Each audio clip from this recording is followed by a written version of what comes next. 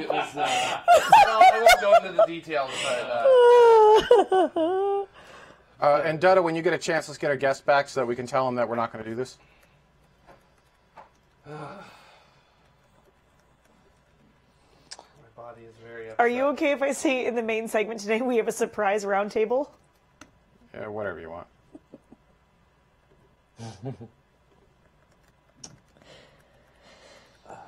What could we talk about today? I've got a thing. Hang on. Trying to look at the Patreon thing. Yeah. Yeah. Yeah, that's what I'm trying to look at. What do the people want us to talk about? The people. We've never listened to them before. You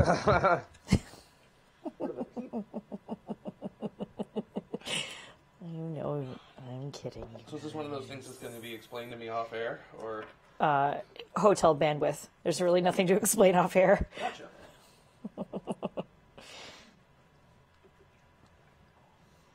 What I see from the Patreon poll is, can we learn valuable lessons on the moon before we go to Mars, or is it a waste of time? So, Moon or Mars first? Again? Or... Yeah, basically. Have we done that before? I feel like we've, well... That was the topic 7 people requested. Dang. Wasn't there also one on Reddit? I don't recall that. I'm going to double check. I feel like we've done a lot of Moon or Mars first, don't you guys? Well, it's not Moon or Mars first. It's What yes, thank you to Wicked, I know. It's basically like, do we waste our time with the moon before going to Mars? Or what are the lessons we can learn from the moon? from going to the moon before going to Mars. I don't think we've actually covered what the lessons... That's a good point. We've not actually said what are the lessons we could learn. 128720 iframe. There was a NASA spaceflight. There's a post in the forum somewhere about this exact discussion. Your mic I'm is trying to off. find it. All right, My cool. mic? No, Jared's Jared's. mic is It's not fine. on. We got it. What's up? Your mic is off. It's okay. Sorry. Do you want me to repeat what I said? No, just turn your mic on. Yeah, there you go. Mic's on. Thanks. You're welcome. Okay. Embed's updated. Do I have to do that every week? I used it from the /live page, but I wonder if that embed code changes week over week. I am unable to hail John. I will email him.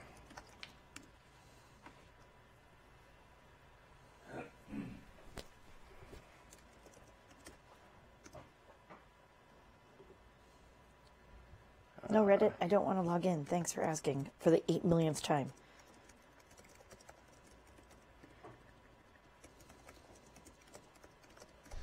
Okay. Mike, we're doing roundtable. Yeah, I know, but what are we talking about? We think we're going to talk about the lessons that we could possibly learn by going back to the moon before going on to Mars. So there was okay. There was a poll in Patreon, and 7 people requested the topic title, and I quote, "Can we learn valuable lessons on the moon before we go to Mars, or is it a waste of time?" Okay. Also, for anyone who's listening and watching live, 7 people asked for that, which means there was the most thing that was asked for. So when you think that your voice isn't being heard, understand that 7 entire people just unwittingly chose the topic for today. So if there's something that you really want us to speak about, get like 6 to 8 other people in the chat room to agree with you. And now all of a sudden you're the majority. Kurt, one in the chat room says we need a roundtable discussion about when and how we can get a next Cassini class mission. That's a flagship class, right? Yes. Yeah, Cassini was flagship. Cassini was... Am I on now? No. No? Still love you though. I'm not doing good today. I heard you, though. It's good. I used all my brain this week. Quick Skype master. Smokey Dirk, in this particular one, yeah, it was only patrons who could vote on Patreon. However, we have a Reddit. We have a subreddit, right? So start your own thread on there. Do a poll or make suggestions or anything along those lines. You could do it on Facebook. You could do it on Twitter. Honestly, you could do it pretty much anywhere. We monitor all of it. So do it on YouTube and say, hey, guys, I was kind of thinking about this. What do you think? And other people go, no, that's a really stupid idea. Or other people go, that's totally awesome, and I totally love it. Shaky in the chat room. Wow, me and my 6 bots picked this week's topic. See? Shaky? 2 points to you, buddy. There were 18 votes total, so Right. Okay. Exactly. See, that's what I'm saying. doesn't take much. 18 votes total. 7 out of 18 won. Well, let's be clear how this is going to work too, right? So there is a level of patronage that gets you voting rights. So you're free. Certainly, if you've got an idea for a roundtable, absolutely throw it on exactly what Carrie Ann said: Reddit, YouTube, Twitter, wherever you want. Get other people to talk about it. And for those topics, what we'll then do is take that and add it to the voting rights for the people who have the voting rights, and they will then get to choose that. You're saying, only 7 people voted. That's fine, but there's 7 people who had voting rights to this topic. I understand. No, I'm just making sure that the world understands. Sure. Well, the other, I have except to that come here. you're facing me, and so it makes No, it no, sound no. like you're yelling at me. No. Did I get in camera for that? Before we start the show, Jared, you said you had a website, or someone has a website. Yes, Jared did. He's working on it. Are you adding it? Are you adding it into the? Sure. Do you want me to throw it in? Yeah, throw it in Rundown Creator. Throw it into the. Hang on, let me hit a Into save. the main topic. Yeah, let me save that really quick. Sorry, guys. I'm sorry, Carrie Ann. We're gonna start late. We just need a couple minutes to get our ducks in a row for a last minute change here. Go ahead. The other thing to note is that if we don't agree with the topic, like us, the ones who have to talk about it, then it's still not going to get done. So don't don't let all that go to your head. How do you want to word this topic? This is a hard one to just go. And then we're going to discuss this. It's going to be, and then we discuss blah blah blah blah blah blah blah blah blah. And then blah, we blah, ask, blah. what lessons can we learn from the moon to help us go to Mars? What lessons does we ask, what lessons we can learn from the moon? I'm close, but I'm not there.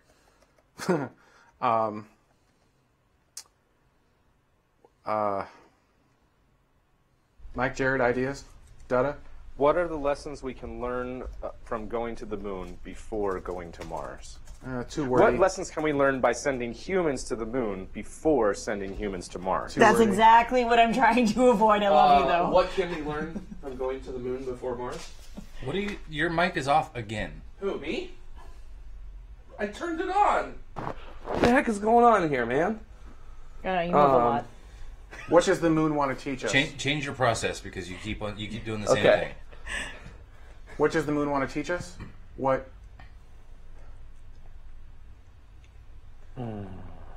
What can the moon teach humanity before we go to Mars? What lessons does the moon have to offer? Topic: can the host pronounce the name of Tsiolkovsky? No. Nope. No. Negative. Not at all. I barely got You it. can do it. Tsiolkovsky. Come on, you can do it. You added that in, right, Jared?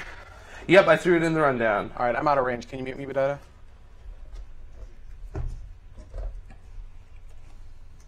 But I liked hearing you break up. Don't know. Green Jim, the moon, pointless waste of time, or stepping stone to Mars? It's That's a Jim's comment. hilarious, but that's just not a Carrie Ann thing to say. You just said it. It was kind of awesome. I'm not going to be able to move in and out of that voice. That's ridiculous. You got to put on your 40s radio voice. The moon, pointless waste of time or stepping stone to Mars? No, what you actually need is the 20s voice. The moon, stop. Pointless waste of time or stepping stone to Mars. Stop. That's what you need. And for our main segment today, we have a surprise roundtable discussion about lunar lessons before we move on to Mars. I have lost the internet for some reason. The whole internet? Yeah, the entire internet's gone. Not much of value was lost. It's cool. We got a copy over here. I'm gonna cry.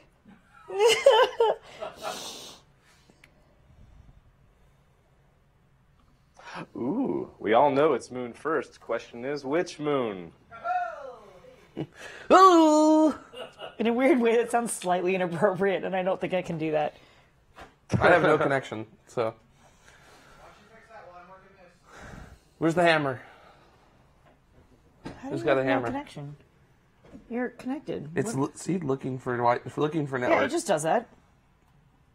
So does mine. Looking, on, cool, awesome. It's got a check mark. It's a check mark. You're on. Okay. All right. What are the benefits of returning to the moon before Mars?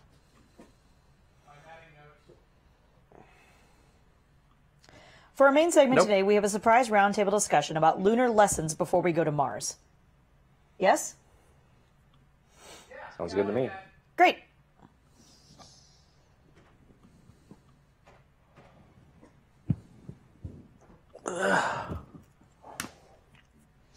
To moon or be mooned? No. No, Johnny Spacer, no. Stop that. Chat room, stop that.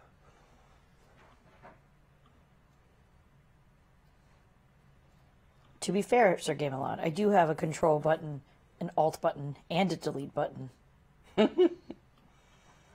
There we go. Now I finally got back on. So. Thank you, Smoky Dirk. See, sometimes when the boys are talking, I have a good idea. And other times I'm thinking about how I have to paint my nails again. Pat my nails. Like, just to be honest. Yeah, dude, seriously, what's up with that? What's up You've with been what? talking about painting your nails for like 2 months now. Well, I haven't had like the time to like go somewhere and actually get it done. So Okay, I can that's paint your nails. like how. Do you have the polish? No, I don't. Okay, well that's A problem. I have black at home, and I have. Oh, I don't black want to do black. Okay. Nope. No, Not I'm even like I'm one? not feeling that down. Really? So yeah. All right. Yeah, I don't know which. I don't know Teller's which one got I wanted to one start red, with first. one red nail. Yeah, I know. So That's for his mom. yeah. So I know, cute. that's so nice of you. Yeah, You're no. the mama's boy. If you figure out the colors, I can paint them. Sure. I had to take 4 weeks of nails with my 9 months of hair. Wait, you spent a whole month on nails? Yeah, well, it was manicures and pedicures, Gotcha. so I was, I Interesting. I chose pedicures because then I didn't have to talk to the people. Ah, that does. Because when you do manicures, you have to just look talk to them, and I really didn't want to. It was like, if I'm just doing your feet, you don't actually want to converse with me. It's fantastic. Look at my face. So I'm really good at pedicures. Look at my face.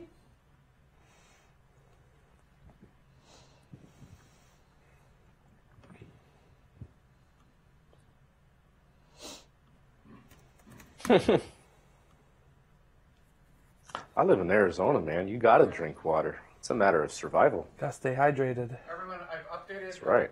I've updated the rundown for the roundtable. You guys want to take a quick peek at that? Make sure some of those points make sense and that you think we have enough to talk about for 10 to 15 minutes. I'm sure we have enough to talk I'm about. going to reset the area. Yeah, out there. Then we're going to start the show. All right.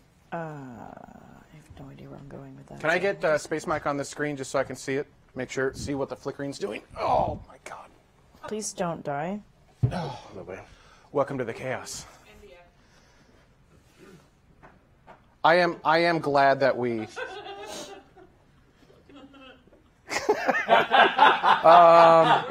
Dude, cut to that camera so the internet can see.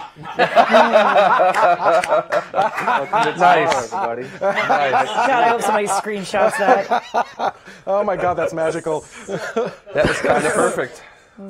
I'm not okay with that, if I can be clear. It's not okay. Was that your best Jeff Goldblum? Open up your shirt, Mike, and do the laugh. 3 more buttons.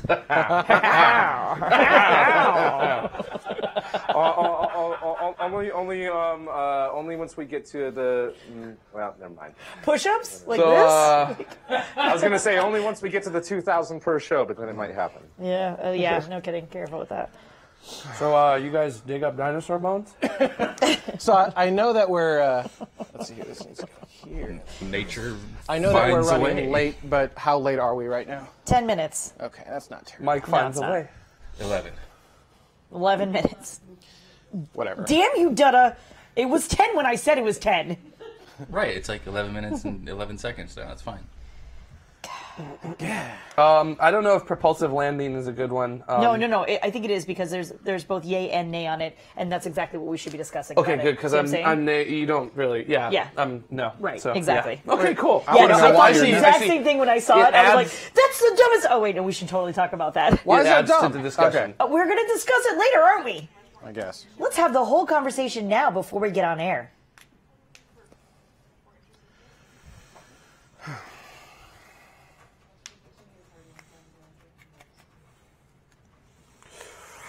Is that adenimal?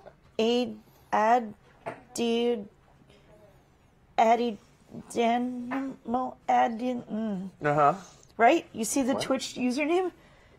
Oh no, it's Jade Animal. Sorry, I missed the J because of the bracket around Twitch. Jade Animal. Now I understand. I was missing the J completely. They can't see the bracket on their side. I know, So but you know. I don't care. My chat room had a bracket, and I missed the J just beyond the bracket. So it looked like ADED Animal. And I was like, Jaded Animal. I got it now. We totally waited for you to make tea. Now that I've gotten through all of that. Yeah. A little bit here. Rebel, at least I can get your name right. Although I had to look it up. Here. Who's bringing in the show during main topic? Probably. Mike, are you wearing black pants? I am, yes. Because it looks like you're just a floating I'm ball. just a floating head. All right, I'm about ready. Benny, are you bringing in the show for No, main are you topic? bringing the second segment? Yes, I'll bring in the second segment. So you need the camera focused on you, wherever you're going to sit? Yes, I will likely sit here. Okay. So we'll be in reverse order. I'm just making sure that because Jared, you're taller than me, right? Yep. So this needs to come here. Oh, excuse me. Thank you, Tomorrow, 1999.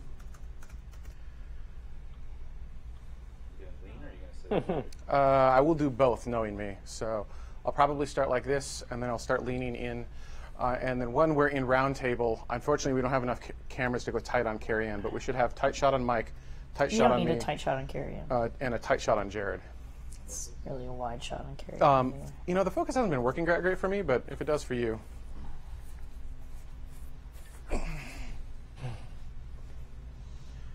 Yeah, I know. Oh, Jared, do you remember that tripod by chance? Ah, doggone it. Let me add a. I will bring So- it next week. No, So It no, might be- not that today. would be the legs, though. So Marty, that is eternally true. NASA Jim, we're Hi, running NASA late Jim. anyway, so you could probably just update Microsoft now.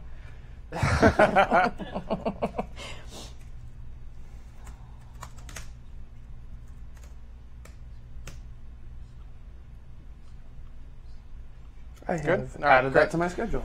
I think I'm done out here. Why don't we go ahead and start the show? What do I do with my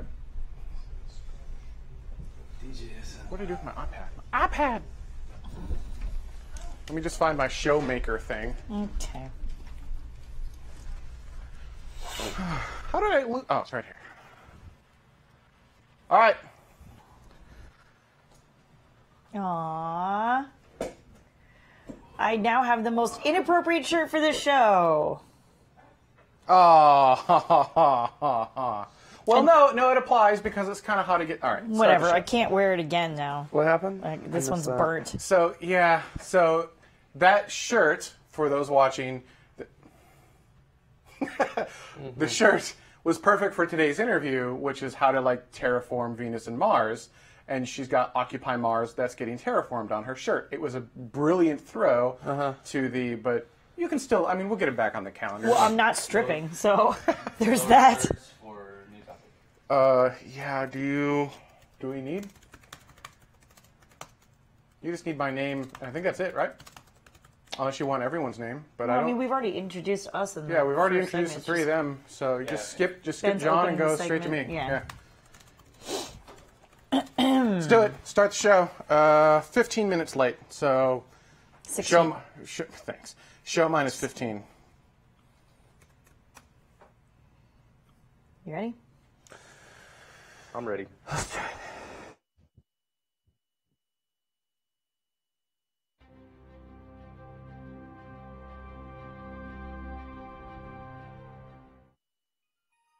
Welcome to the conversation. I'm Carrie Ann, and I'll be your host for this first segment. I've got with me Jared, our resident astronomer, and I also have Mike, our rocket specialist. And none of this would be possible without Dutta producing the show for us. In today's news, We will be lamenting the end of the unbelievably science-changing packed mission of Cassini. But before you get too depressed about that, we are really excited about the extended New Horizons mission as well. and for our main segment today, we have a surprise roundtable discussion on lunar lessons before we go to Mars. That's going to be interesting. And of course, at the very end, we're going to get back to your comments and questions from last week's show. But this is tomorrow, Orbit 10.34.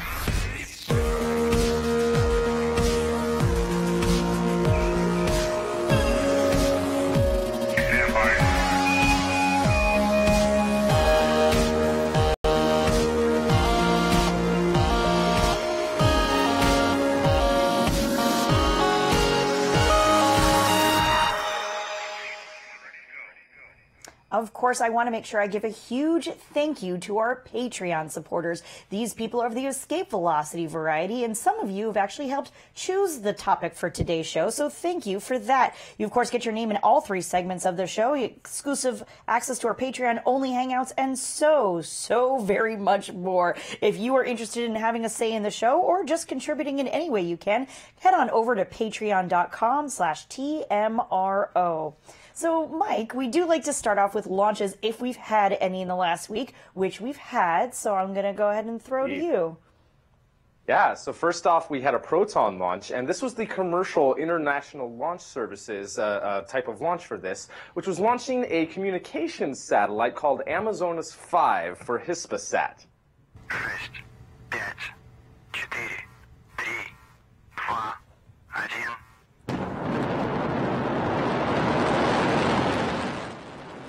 And we have ignition and liftoff of an ILS Proton launch vehicle with the Amazonas 5 satellite on board.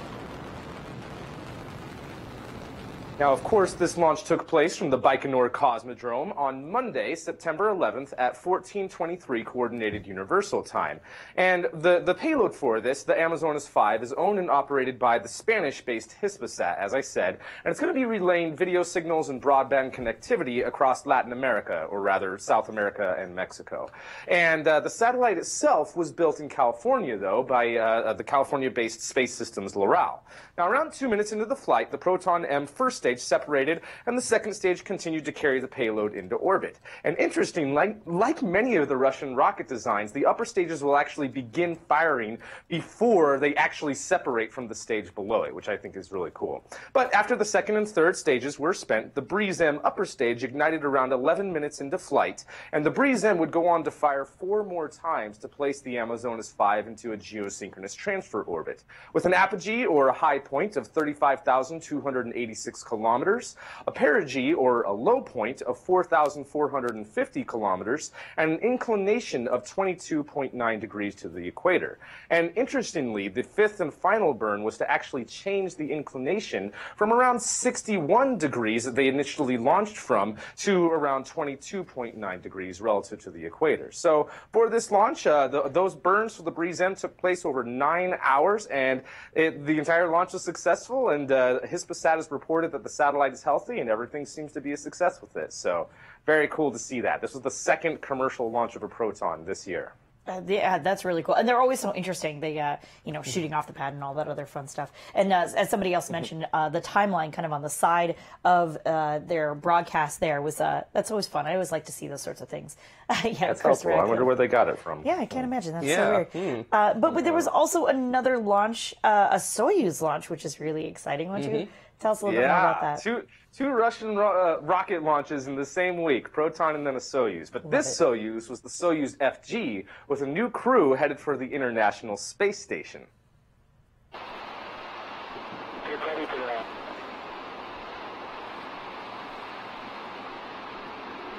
Put the super slam. Go on,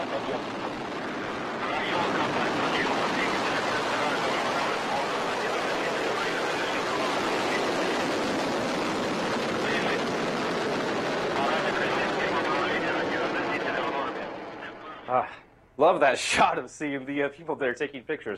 But anyway, this launch occurred also at the Baikonur Cosmodrome, and this was on Tuesday, September 12th at 21:17 Coordinated Universal Time. And the spacecraft is the MS-06 spacecraft. And on board, as you can see there, I love the little Oh my God! the We're totally dice there, giggling. the Sputnik module. But anyway, inside was a Russian cosmonaut Alexander Misurkin, and then NASA flight engineers Mark Van de Heij and also NASA astronaut Joe Acaba. They're joining NASA astronauts Randy Bresnik, cosmonaut Sergei Ryanzinski, and European Space Agency astronaut Paolo Nespoli, who are already at the space station right now. Now, during the flight, the rocket performed as expected, and after 8 minutes and 45 seconds, the spacecraft reached a low Earth orbit, and of course you saw their hood ornament there of that Sputnik inside the capsule. So good. Really cool. Oh, it's great. Yeah. So good. And with this, before this even happened, to make room for the incoming MS-06 spacecraft, the MS-04 spacecraft departed on September 2nd, which carried Peggy Whitson, one of our favorite astronauts for that. But for the MS-06 spacecraft, they did the short rendezvous maneuver where it was only 6 hours to reach the space station. And with that, they were able to join the other astronauts there. And since they've been able to dock successfully, and they're excited about what they're going to be able to do at the station. And what I mean by that is that the Russians have recently reduced their crew size to only 2 members, and that transition with this mission is now complete. And now that there are 4 members on the U.S. segment, NASA hopes that they'll be able to have more time to perform tasks and experiments and just to do more science at the space station as much as they can. Now, with this, of course, this docking maneuver I've sped up about 300 times normal speed. But it's going to be staying there at the space station for about 6 months. It's going to return in late February of next year. And then before that, though, in December of this year, the MS-05 spacecraft is going to return with Ryan Ziske, Paolo Nespoli, and Randy Bresnik. So everything was successful with this. And one other thing I did want to mention is, with the whole transition to American commercial crew vehicles, there is only a few more of these Soyuz flights left. And one thing that may or may not extend it out a little bit is Boeing's recent acquisition of some free seats on the Soyuz vehicle because of their whole settlement with Sea Launch and Boeing's stake in that company, which Boeing has turned around and sold those seats, or rather the tickets for those seats, to NASA. So we might see a couple more of these flights of NASA astronauts on Soyuz for the main missions, and we're still going to see some after that, but it's definitely not going to be as frequent as we're used to anyway. So Interesting. Yeah. And I, of course, dug out my how many people are in space right now app. 6. 6. In case you care. 6 people. It's a great app. And it also tells you, like, who's on. Not that I'm advertising for the app, but I was like, oh, I wonder how many that makes right now. Not that Mike didn't have it in his rundown, but I was just kind of curious. I was jumping ahead, is really what it comes down to. So thank you, Mike, for that. Mr. Jared, I know you're kind of upset about this one. I'm not really like upset. Well, I know a It's lot of people are. I would describe it more as sort of bittersweet There you go. about it. So, yeah, it's what we've all been talking about for the past week, which is the end of NASA's Cassini mission. 2 decades in space, 13 years at Saturn, just doing incredible science, and we ended it in the skies of Saturn yesterday. Now, Cassini was not built to the cleanliness standards of other spacecraft, and that means that it was there's likely bacteria and other things on the spacecraft itself.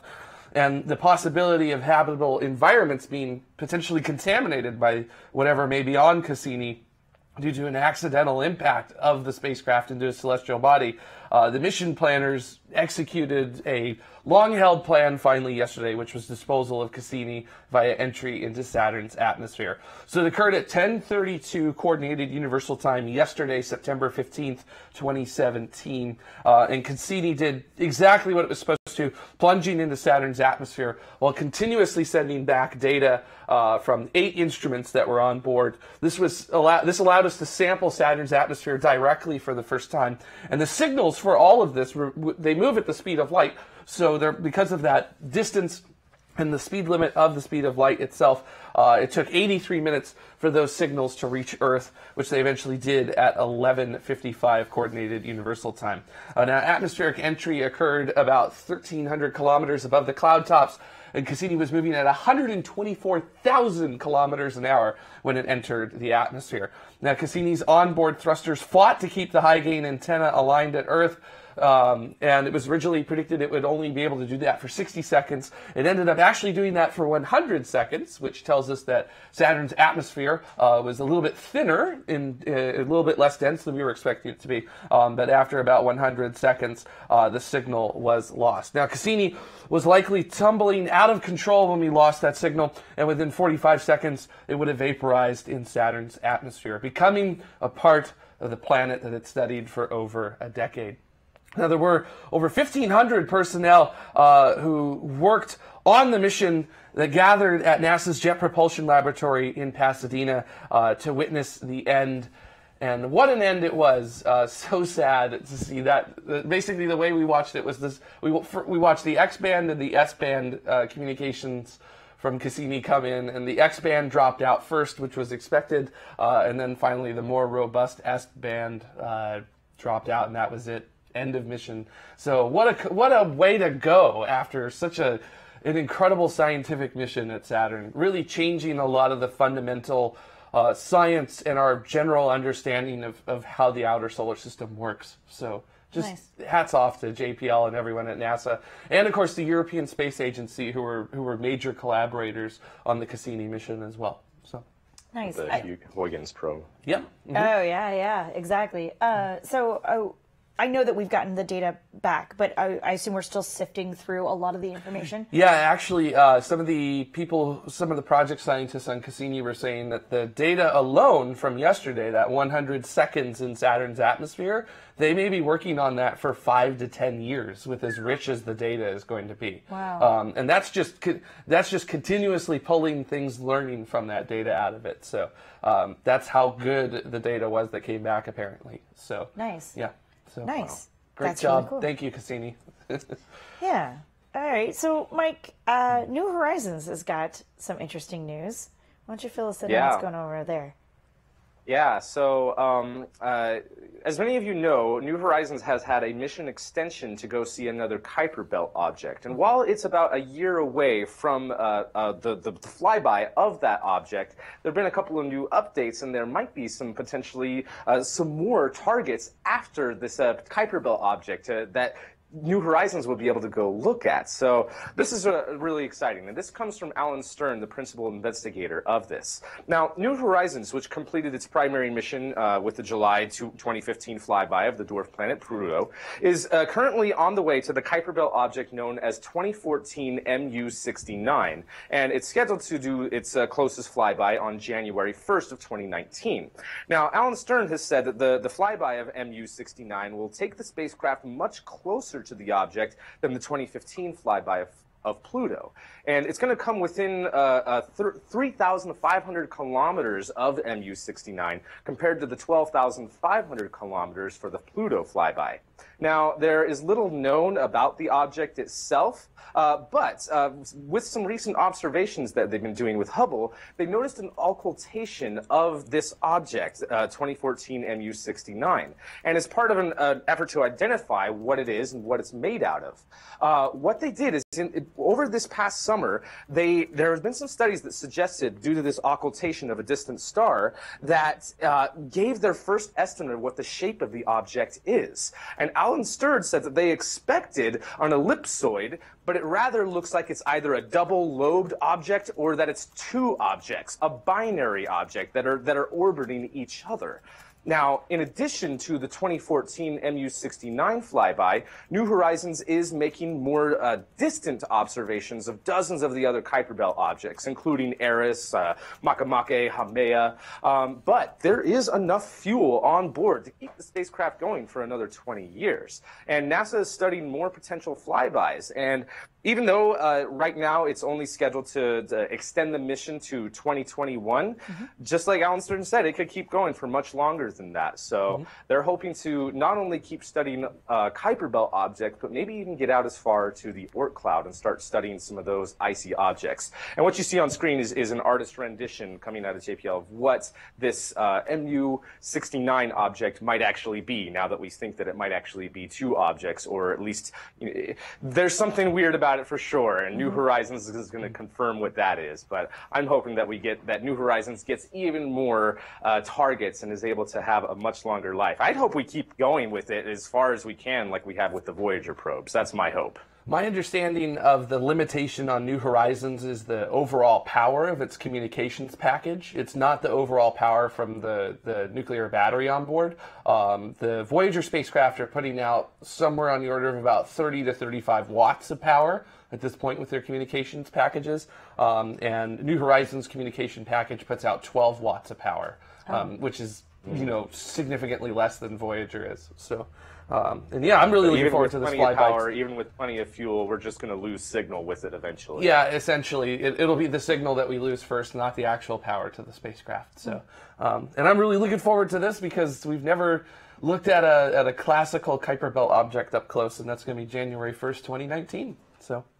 Well, I'm even excited about the distant observations they're doing right now of like the other dwarf planets. I'm really excited about those. I mean, sure, it's the images are really blurry, but some of the data that they're collecting from that is something that we've never had before. So even that, I think, is very valuable. Yeah, even a pixel of data is still data that we can use to make determinations. So, and this is so exciting that it's doing this. So. I like when my rocket specialist gets really excited about planetary things. That's the best. No, I mean, I'm excited too, don't get me wrong. It's funny to me. All right. So Jared, should I be concerned about this next story? Not too concerned. No? You're not a satellite in orbit, so you're fine.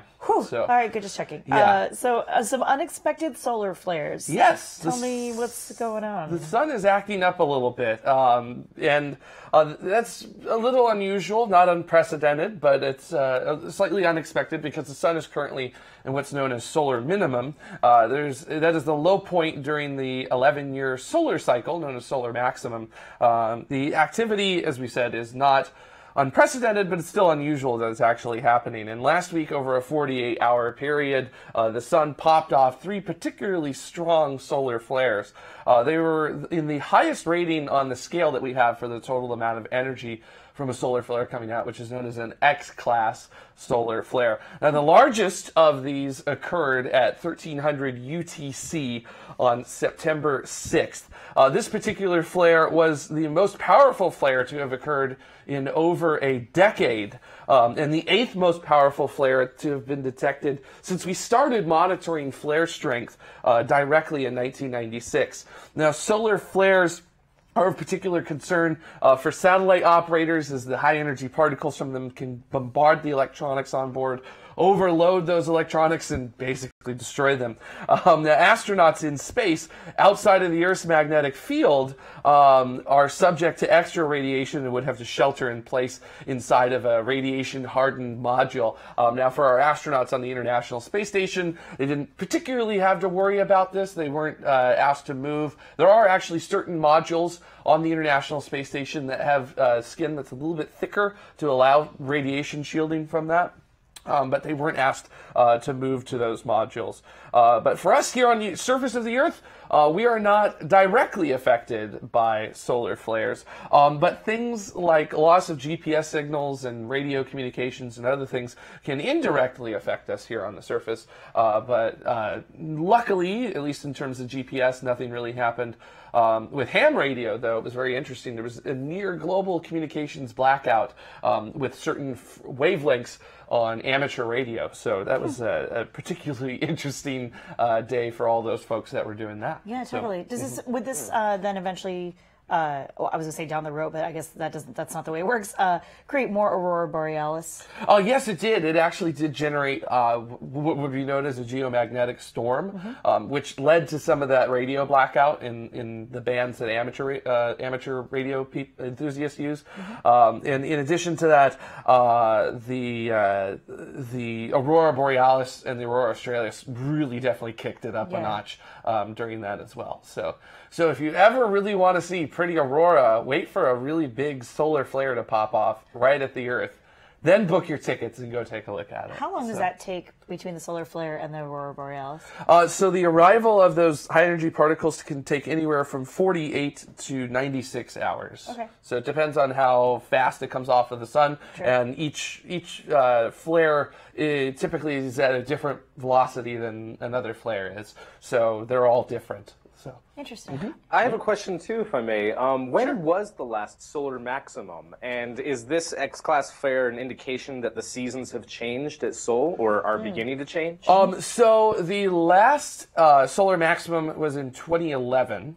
And it was a particularly quiet solar maximum as well. It's not unheard of for solar maximums to be almost non-existent, but it was still interesting that occurred. That doesn't mean that there weren't flares. It just means that the frequency and the strength of them was significantly less than we were expecting.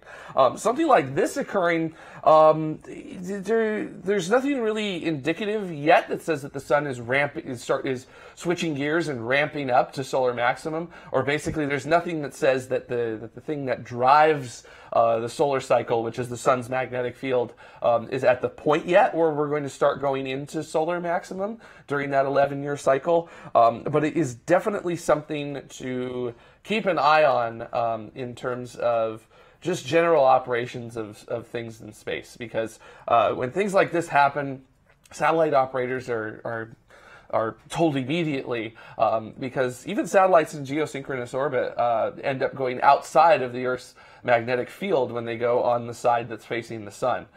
So it's tricky, and you have to be particularly careful when operating your spacecraft, and that's why monitoring the sun is so important. But in terms of determining are we on our way into solar maximum right now, it's a little too early to tell whether this series of events is an indicator or not. We'd really need like multiple events occurring with enough frequency to then say, okay, the magnetic field is getting messy, so now it's going to start going into solar maximum. So. All right. Nice. Very interesting. Yeah. All right, good. Well, next up, we actually have a little bit of a break of a calendar talking about the launches coming up. And when we come back, we're going to be doing a roundtable discussion about lunar lessons that we may or may not need before we get to Mars. So stay with us. We'll be right back. Look into her face, determination in her eyes. She won't give up a quit or for little fashion lies. Filled with awesome expectation. This girl's a fascination, and nothing in her way will keep her from her destination. 'Cause she's fire walking, she's fire walking. When it's hot, she keeps on moving. Her heat keeps on improving. She's fire walking, she's fire walking to be free. And tomorrow continues with a roundtable about Moon and Mars. But before we get into that, there are a lot of people who've helped to make this show possible. These are Escape Velocity patrons. These are people who've contributed $10 or more to this specific episode. We also have our Orbital patrons. These are people who've contributed $5 or more to this specific episode. Each different level gets you different rewards, and everyone helps contribute to the show week after week. We are a crowdfunded show. Every single dollar helps. To find out how you can help crowdfund the shows of tomorrow, head on over to patreon.com/TMRO. Now, before we get into our main topic, I also want to give a shout out to Everyday Astronaut, who will be joining us live in 2 weeks for our IAC roundtable. Easy for me to say. Exactly. So we'll have 2 holograms on the set, which will be the day after Elon Musk's Mars IAC announcement. So expect to see all of them there. I have the proper shirt for that one. If you notice the new intro music music in the cold open that was also done by Everyday Astronaut. So thank you very much. It was really awesome, and I noticed a lot of people in the chat room noticed it, and that's where that came from. He's a very talented astronaut. Yeah, now, if you were paying attention to last week's show or advertising, we're actually going to have John Amabile on the show talking about terraforming Mars and Venus and his plans and how to do it in one human lifetime with basically stuff that we already have. In our pre-show tests, we just did not have a good, solid connection to him over Skype, and so we've opted instead to reschedule him for a later time when we can get a better connection, because otherwise it's going to be painful. So this week, we're actually going to have a conversation based on a vote that we had with our patrons, and that is, it's basically, it's not really Moon or Mars first, and I realize that Tawicked in the chat room is very angry at me saying that, because it's Moon again or Mars next, or Moon again, or well, however he wants to word that. But really, what I think we're all in. However he wants to word whatever, that. however Tawicked wants to word it. But I think we're all. I don't want to speak for everyone here, but I think we're all in the. If funds were allowed for it, we would just do all of it at the same time. Yes. Right. Yes. I mean, Everything at once. I don't think there's any debate that. Yeah, just do it all. Do it all. The Diamandis production Yeah, exactly. way of life is just when you have a choice, both. Exactly.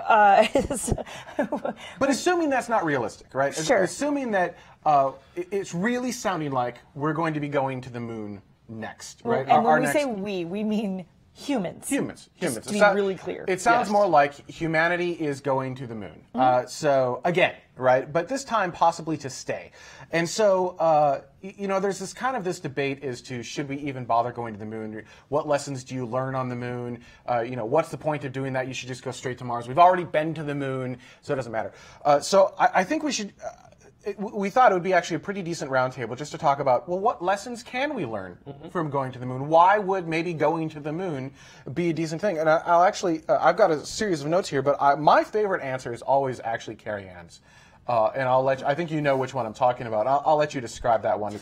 Like, why the moon? Why should we go back to the moon first instead of going to Mars? So, despite the shirt that I'm wearing, because again, that was for It was for John's. It was a great show, right? topic. Terraforming Mars, and you got terraforming so Mars in the excited. shirt. It was a perfect. Sorry, not to keep harping on that, but I am pretty steadfast into the moon again camp. Because most of the time, most of me growing up, I was just me and my parents and my brother, and that was it. And I have extended family. My second cousin's getting married today, but we didn't stay in really close contact. And I think a lot of that was just we were never really in the same spot at the same time for a very long time. But now that I live in California and most of my family is back in Minnesota, same kind of thing where we lose a little bit from seeing each other all the time and having all of those dinners and whatnot. And there's just something to be said about being able to go out every night and looking up at the stars and the moon and feeling that connection. Should my family be up there, or if I'm on the moon, I can look down and see Earth pretty much every night or day, and see my family down there. There's a connection that you have when you can just see where they are. The highest point of California, I can't look up and go, oh, yep, oh, there it is, there's Minnesota. That's just not a thing that exists. So there's just something to be said about that just inherent connection that you have to that other celestial body that we basically can see nearly every single night in the sky when you have friends or family that are there. And so that's just my gut on that one. Not that you can't see Mars, not that Mars can't see Earth and all of those other things. It's just the moon is just so much more emotionally accessible. But from an inspirational standpoint and getting people excited about space, everyone can walk outside and, assuming it's visible to them, can point and knows exactly where the moon is. Sure, yeah. I mean, it takes a little bit more work to find the International Space Station when it flies over, but that's also a really, really fascinating, great thing to get people excited and interested about space. When you say, hey, see that thing? No, that's not a shooting star. There's people there. Right, but you generally you're going to want an app for that, but anyone can walk outside and look at the moon. Right. But very few people, or at least as compared, when you look at the whole world population, can walk outside and point to Mars. Yeah, just on site. Yeah. Right, exactly. So I think there's just a different level of connection with humans to the moon Not that I don't want humans on Mars. I just if I absolutely positively have to choose, push comes to shove, Moon. No, there's something to be said for inspiring people. And as people get inspired, they will enter STEM fields. They will want to be a part of that thing that inspires them, which will help to push humanity to the stars. You know, it's not one or the other, it's all of them, right? So it's figuring out all of these different things and getting people inspired about going to space can help push money into the industry as well. So I think there's a lot of value there. Sure. All right. So moving on to Jared, let's do you next. What do you think the big advantage of the moon? Like, what can we learn from the moon to use on Mars? Like, what's? I think one of the things that's very important that we would definitely learn on the moon is operating. I'm going to pause you before you answer. Take your mic pack out for me. Oh, is it not? Yeah. Again? We're fixing that. Really? We're fixing that. Yeah. Okay. Always on this side. No, There there you go. Perfect. As I show off my abilities to understand it. Anyways, I feel like what we're really going to be learning about the moon, if we go there first, is operations in a low gravity environment. So we know how to operate things in microgravity particularly well, but in a 1/6 G environment, we don't really have much of an understanding on how to operate that. 3 or 4 days in a row during Apollo, you don't really get a good solid understanding of that. And Mars is 1/3 G compared to what we have here on the surface of the Earth. So there's actually not too much of a difference between the operations in low gravity on the moon that you would get with the operations in low gravity on Mars. Sort of Earth at 1 G, moon at 1/6 G, puts Mars at 1/3 G as a nice middle ground for where we can really learn the operations from that. I also feel like from just a expansion of colonization perspective, the moon is the place where the industries that are going to enable long-term effective colonization of the solar system by humanity are going to occur at. And it would be a very poor decision on our part to skip over the moon and sort of not catalyze the beginnings of those industries before we go any further. So, yeah, those are my primary reasons with that. So. Also, and we'll get to the chat room. The chat room is flooding in with comments. So, and we will definitely get you guys. But before that, Mike, same question to you. I think that there are a lot of technical things that we can work out and test. Jared touched on that a little bit. And it'd be much better to have things close by. At the moon, operate under the assumption that there is not going to be any help. And even if there is help, if you have an emergency where you need to get out of there, within 30 minutes, or you need someone to send something within 30 minutes, as close as the moon might be to Earth, you're still not going to get help in time if it's, something like that. So testing out technologies, making sure that humans and plants and maybe even animals can survive in habitats that we would create on the surface of the moon, I think is incredibly important before we go to Mars. Like, sure, we can send like an Apollo class mission to Mars, go there, visit, come right back in the same vehicle. But if we're going to go to stay, then we need to figure out how to do that anywhere else first. And I don't necessarily mean anywhere else, but doing it first at the moon would greatly improve our ability to do that. But I also think that there is a greater political reason for all of this. Sorry, I keep looking over at you guys. I didn't realize I was on camera here. There's a greater political reason to do the moon first. And it seems like the other nations of the world, China, Russia, the European Space Agency, are all looking to go towards the surface of the moon. And right now, it's mainly just Apollo-class missions, flags and footprints and some science. But there are ideas to have, like the ESA's moon village. And I think that the political, if we all cooperate together, even NASA wants to be a kind of a stepping stone to that lunar base with a lunar space station.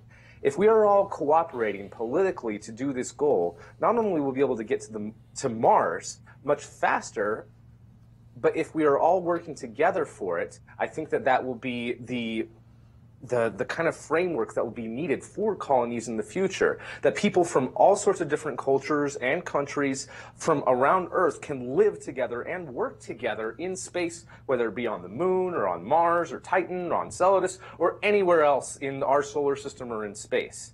And so I think that we need to do smaller projects like setting up a small base on the moon with as many people that are capable of participating in that project, so that we can have that spirit of goodwill in the future, so that we can have colonies. I think it's funny that you call Moon a smaller project. I mean, It's to be the largest project humanity's undertaken. right. But that's the small one. Whatever. It is a small project. Yeah. Let's just do that little thing first, and it's fine. That's hilarious. No, go ahead. I kind of want to throw out there too that there's still a lot of scientific return that we need to do about the moon as well. I will throw this out there and say that we know more about the surface of Mars than we do about the surface of the moon. Sure. Simply because the amount of study and the instrumentation that we've sent to the surface of Mars is significantly more, significantly higher resolution than the stuff that we have sent to the surface of the moon. I mean, the last surface mission that at least the United States did to the moon was Apollo 17 in 1972. And yeah, we brought back samples and everything, and that's great. But in situ study with the type of instrumentation that we have nowadays would unlock a treasure trove of things that we still don't understand about the moon. And that's another thing to me, which is that the moon has, scientifically speaking, been neglected for quite a long time, and it would really be a good idea for us to go back and make that a priority scientific study of it. You know, there may even be a business case on the moon, which is simple, of just bringing lunar material back. As Vax Headroom in the chat room says, even just lunar material return for sale almost closes the business case. I mean, consider that. I bet everyone watching the show right now, if you had the opportunity to buy a lunar rock, a real lunar rock, that actually came back from the moon for realsies, and you guaranteed authentic, assuming it's not obscenely expensive, you know, millions of dollars, I think we would all, right, we try to make that happen, right? Yeah, I mean, I bought a Mars meteorite simply because it had been from Mars. Sure. So, yeah. I would definitely buy a lunar rock. Would you drink lunar water? I mean, I've never actually run the numbers, so I don't know what the business case actually looks like there. But you know, I could totally see, with having not run the numbers, just gut checking this, I could totally see that be a viable business plan of just bringing stuff back. And it's a lot easier to bring stuff back from the moon than it is Mars. Having said that, it's still stupid hard. Yes, it's really difficult. That's a good-sized gravity well to have to get out of. So. And as Anomaly mentions, actually another business case, moon sports will be epic. Yes. Right? Who doesn't want to watch moon sports? That would be Most sweet. definitely. I mean, Al Shepard's already golfed on the moon. So This is true. What are we waiting for? Let's get a country club up there and put some condos right next to it.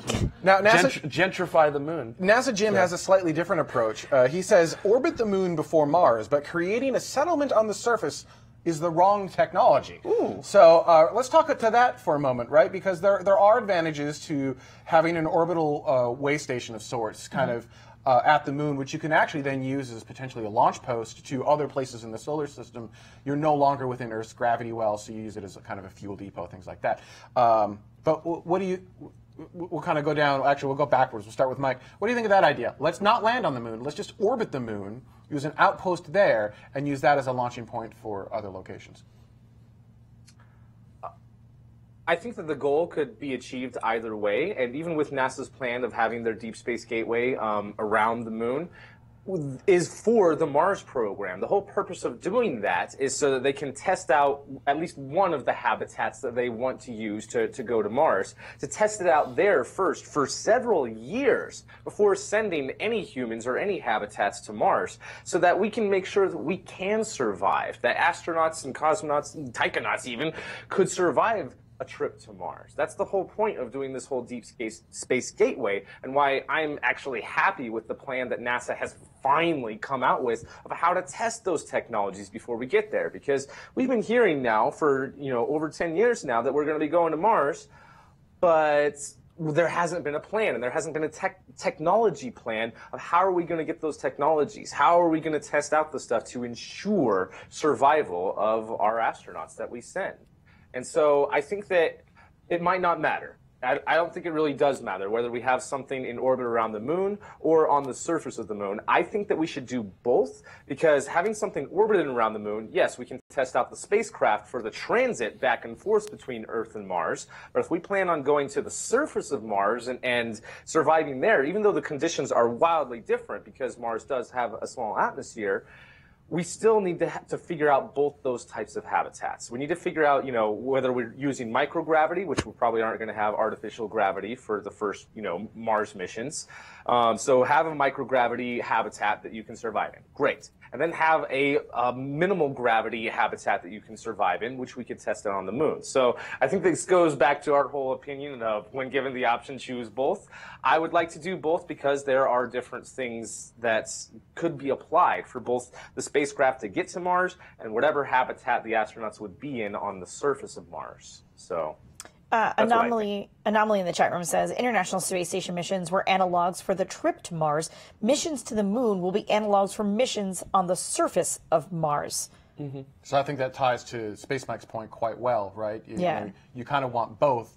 Landing. And let's talk landing for a second. So my first note in the rundown, which got a fairly violent response from. It wasn't a violent response. It got a passionate response. You're right, not violent. Got a very passionate response from the crew of Tomorrow. Was one of the advantages is testing propulsive landing. And all right, Jared, go. I'm so surprised that you put that in there. What? I'm surprised that you're surprised by our reaction to it. Well, we're not. I mean, it's not. You're likely not going to have the same propulsive landing as what you're seeing here on Earth right now. No, it's going to have to be a much smaller in different systems. So this gives you an opportunity to test that out in something that's not Earth atmosphere. Yes, but also descent and landing on the moon are radically different from entry, descent, and landing on Mars. The same technologies that enable you to land on the moon are vastly, they're a completely different animal than what you've got to deal with on Mars. But you still need to test this stuff in something that's not Earth. Yes. So you're right, EDL is different, but at least you can gather additional data on your descent profiles on something that's not Earth. Well, the descent. See if your models are right. The descent profiles on Mars are going to be governed by atmosphere. That's your problem on Mars is atmosphere. You've got just enough atmosphere that you have to contend with it. Right. You don't have enough atmosphere though to actually use the atmosphere to break all the way to the surface. So you have to do aero capture and deal with entry into an atmosphere at Mars, and atmosphere also changes the design of your engines as well. There's different performance specifications for an engine in atmosphere. I'll bet maybe 1% of the atmosphere that we have to contend with here on Earth, but it's still atmosphere that you have to contend with, and it's still a performance specification that you have to deal with, and that will change your system just enough so that you will have to be different than what you're going to use on the moon.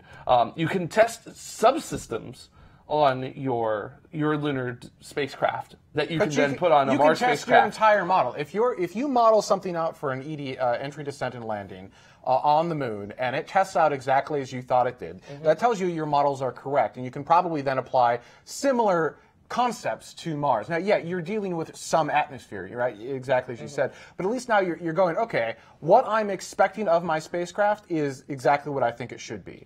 I would say that if you look at the designs of vehicles that have landed on the moon and the designs of vehicles that have landed on Mars, they are radically different from each other. A Surveyor spacecraft, which landed on the moon in the 60s, is radically different from, say, NASA's Phoenix lander, which landed in 2008. I don't feel like there's an actual comparison between the two because one has to deal with atmosphere, the other does not have to deal with atmosphere, and that alone is enough to change the designs of it.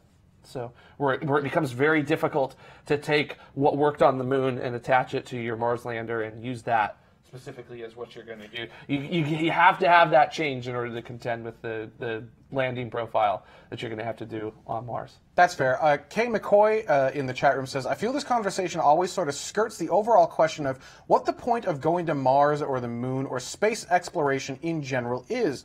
Maybe there's value, and I think this is like Carrie Ann's point of looking at the same moon as distant loved ones, but in having a moon base for its own sake, not just as a launch pad for going to Mars. Nobody seems to ask what a Mars base would be testing bed for. It seems to be that a Mars base is seen as worth it for its own sake. But, I think we touched on a little bit of that. I think there is a business case, we're kind of skipping Mars for now. There's a business case for going to the moon and bringing stuff back. Early in the chat room, I think they were Vax Headroom in the chat room said at $1,000 US per gram, lunar rocks come out to $1 million per kilogram. So that's of course that's not fair. Sure, but that's not why NASA's doing it. Right. Mm-hmm. Well, but the reason I feel, in my opinion, and this might just be my opinion, but I feel like the reason that we're doing this is to see whether or not humans can live on other planets. Mm-hmm. Mm-hmm. We need to have some sort of plan. I mean, even though we're more likely to kill each other before, the type of changes that occur here on Earth happen where our oceans, dissolve and it just gets too hot and we have to leave. If we're still alive, hundreds of millions of years from now, if humans are still alive then, we will have to leave because we will be unable to survive here unless we go through a drastic evolution and are able to survive in those type of conditions without any additional help, any technology to keep us safe from those type of conditions. So if humans are still going to be alive hundreds of millions of years from now or billions of years from now, we need to move out. And going to Mars is just to see whether or not humans could even do it.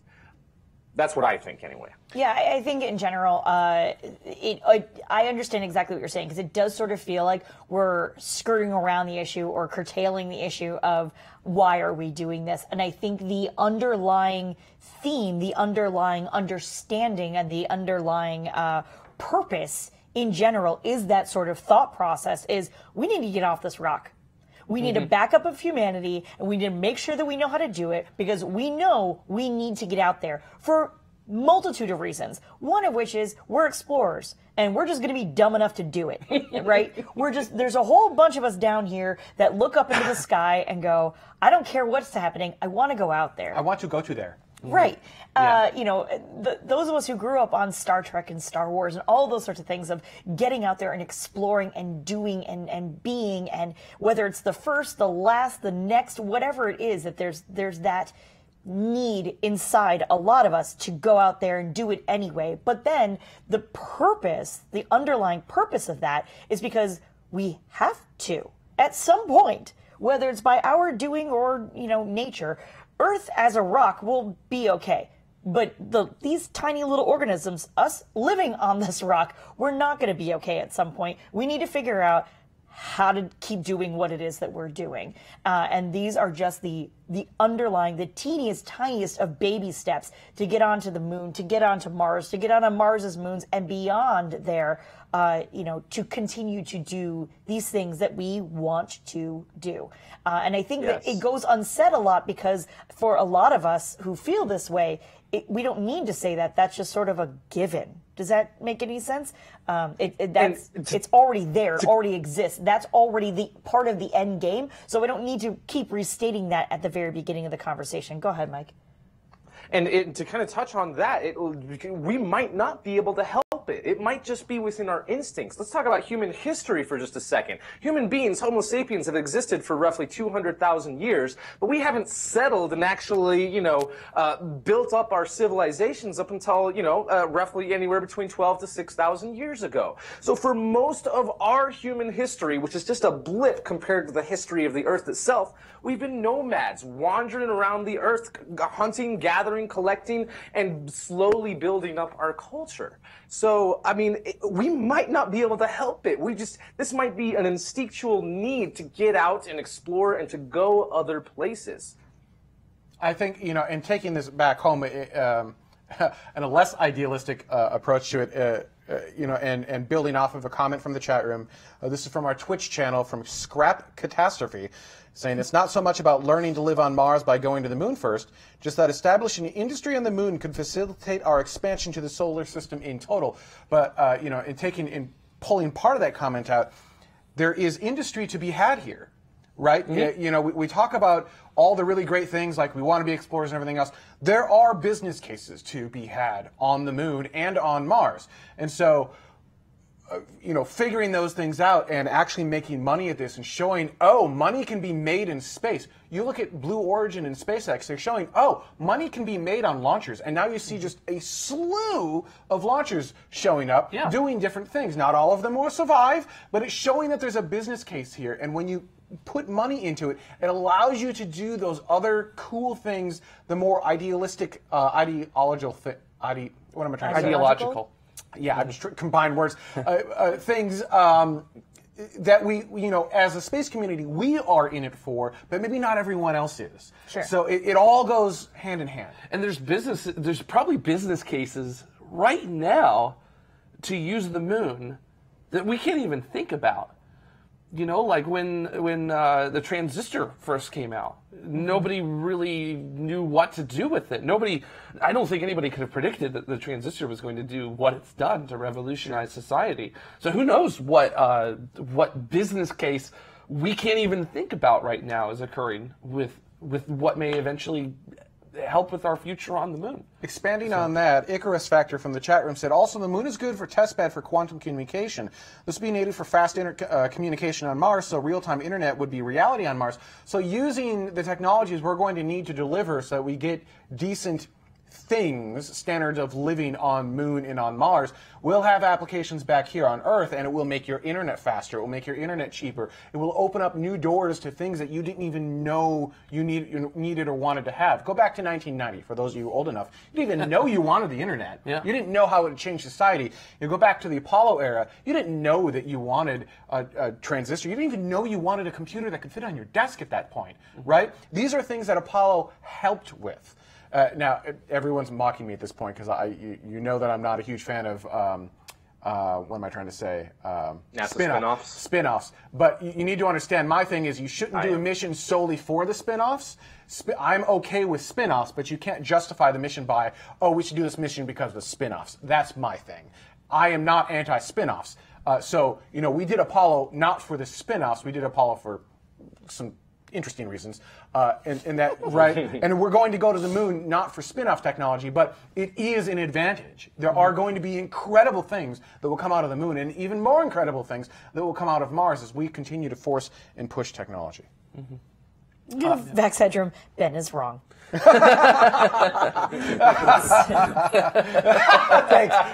Whoever pushed that comment, thanks. That's great. You can disagree with me. You can totally disagree. Which is great because the NASA Jim said Ben is right.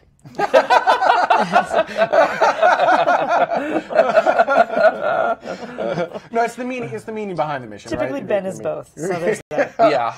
I think it's fair to say that none of us can probably imagine what the unintended consequences of going to Mars might be, what sort of spin-offs we'll have from that, what sort of scientific discoveries will we have from that. I mean, there could be so many...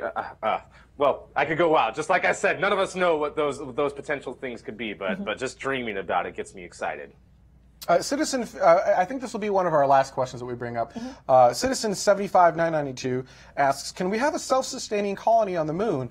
On Mars we can, but not sure about the moon. The idea behind that is, Mars is a planet. It has all the materials and resources, or should have all the materials and resources necessary for being self-sustaining.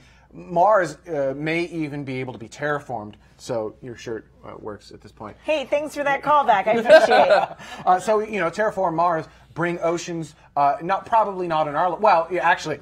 I'm going to say probably not in our lifetime, but that's what the interview today was for. Would have said. So in our lifetime, terraforming Mars and making it so that you could, assuming you can get the pressure up high enough, you could actually walk outside your hab on Mars once it's fully terraformed, breathe the air, have trees and everything else there. That is not something that's going to happen on the moon, at least not using any technology I'm aware of. Well, hang on just a minute. I think that, of course, on the moon we would be in, enclosures. We would be completely sealed off from the vacuum of space. But at first, it would take quite a while. We'd have to have a lot of supplies. But eventually, we could start growing algae, which could be producing more oxygen and nitrogen into the local atmosphere there. We can set up farms. We can set up fish farms. We can set up all sorts of stuff there. Of course, it would take a long time to do it. But eventually, even though it would be in a small enclosure, you could have a self-sustaining colony on the moon. And it would be the exact same architecture on Mars until you were able to terraform the planet and actually go outside and start planting crops on the outside. Otherwise, we're just going to be in the same type of sterile enclosure on Mars that we would be on the moon. So I feel like it could happen. Yeah, but even though it would be a huge technological advancement, we could have a self-sustaining colony on the moon. But for self-sustaining, you need more than just food and water, right? I mean, you need the materials to build the infrastructure as well. And while we have lunar regolith, there just isn't, to the best of my knowledge, there isn't a whole lot of there's some material on the moon, but there's not a whole lot of material on the moon to actually build with and create with. Wait. How many times have we had the conversation about 3D printing using lunar regolith, though? Sure, you can do that, but that applies to some things and potentially even halves and whatnot, but it doesn't apply to everything, right? I don't know that I can use lunar regolith to create the machines, whereas on Mars, I may have the materials to create the machines that create the machines. Why? Wait, why? What's the difference there? What's the differentiation? Mars has more resources, more metals, more things on it. Lunar regolith has metals in it too. Yeah, it has some. So I'm not saying the moon has none. So I can't recall the specific ratios off of the top of my head as to what the metals are in lunar regolith versus Martian regolith. But I feel like that is not entirely correct. It may not be. So I feel like that especially. I know the moon is especially rich in metals like titanium, which is very important to spacecraft construction. Significant in aluminum and titanium. Yeah, so you could, and Mars, its surface is rich in iron and other oxides like that. So I feel like both have a very good case for making your whatever you need out of what's actually already there. All right, that's fair. It's just that the material may be a little bit different, which means that the method by which you do that may be a little bit different as well. But both have enough resources there that you should be able to do totally self-sustaining. Resource utilization. I never need a spacecraft from Earth. I can get to the point where I would never need a spacecraft from Earth to resupply anything on my lunar colony. Potentially, yes. All right. So it's going to take a while. And I think that's true. That's true of all. I was going to say it'll take a while at Mars too in order to get to that point as well. But you'll eventually reach that point. Oxygen, silicon, aluminum, iron, calcium. Actually, not so a much lot sodium, more than I thought there was. Magnesium, titanium. All right. I stand corrected. And with water, we need to bring up the Ben. Wait, hydrogen. where's the Ben is wrong? Hang on. There you go. The Ben is wrong. There was a couple of them this time, so feel free. Whichever one you like. Max said it first. Ben is wrong. All right. Oh, I would love to know. Well, actually, let me do final thoughts from Space Mike. Any final thoughts on this topic? Yeah.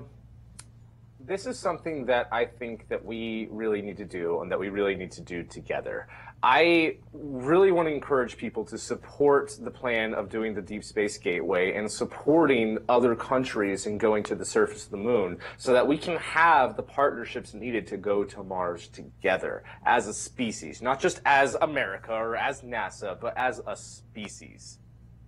Jared, final thoughts? I feel like the moon is a close enough target that it makes sense. It's an attainable target, and very importantly, it is a target that you can get motivation to get to within one presidential term. And that is politically, it's a doable, very doable thing.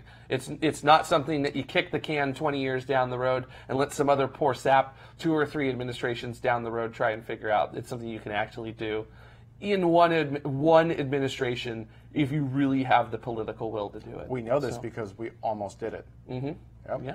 I mean, we did it, just not in one administration. Yeah. Yeah. Mm-hmm. Carrie Ann, final thoughts? Yeah. So the moon is closer now. Were you saying that it's going to move? I mean, it's moving It is. away. It is moving away. It's not At going the to rate move that your away. fingernails grow. I don't by the care. way, I mean- Don't care. If we're talking long-term planning out, which I'm crap at, by the way, but really, if we're talking extremely long-term, down the road planning, et cetera, you might as well do the moon now while it's close. It's as close as it's going to be now. Just saying. All right.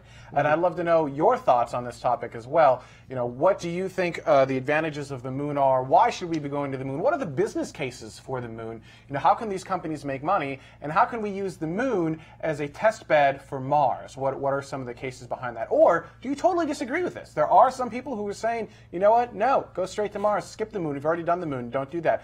Love to hear your comments. Leave them on YouTube, Twitter, Facebook, wherever we are. Feel free to leave them there. All right, we're going to take a quick break, and when we come back, comments from last week's show, so stay tuned. We'll be right back. We've always looked to the stars. They guide us, give us comfort, help us find our way. We see ourselves out there. When we look up, it inspires us. And we long for something we don't yet know. We yearn to go there. So, we venture forth. We choose to go to the moon in this decade and do the other things, not because they are easy, but because they are hard. Because that goal will serve to organize and measure the best of our energies and skills. Tranquility Base here. The Eagle has landed. It's one small step for man, one giant leap for mankind. The exploration of space will go ahead, whether we join in it or not. Many think we stopped exploring. But we know our journey didn't end. We've only just begun.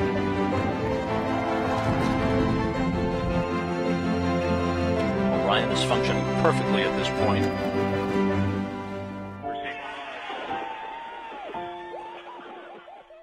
Come with us and explore tomorrow.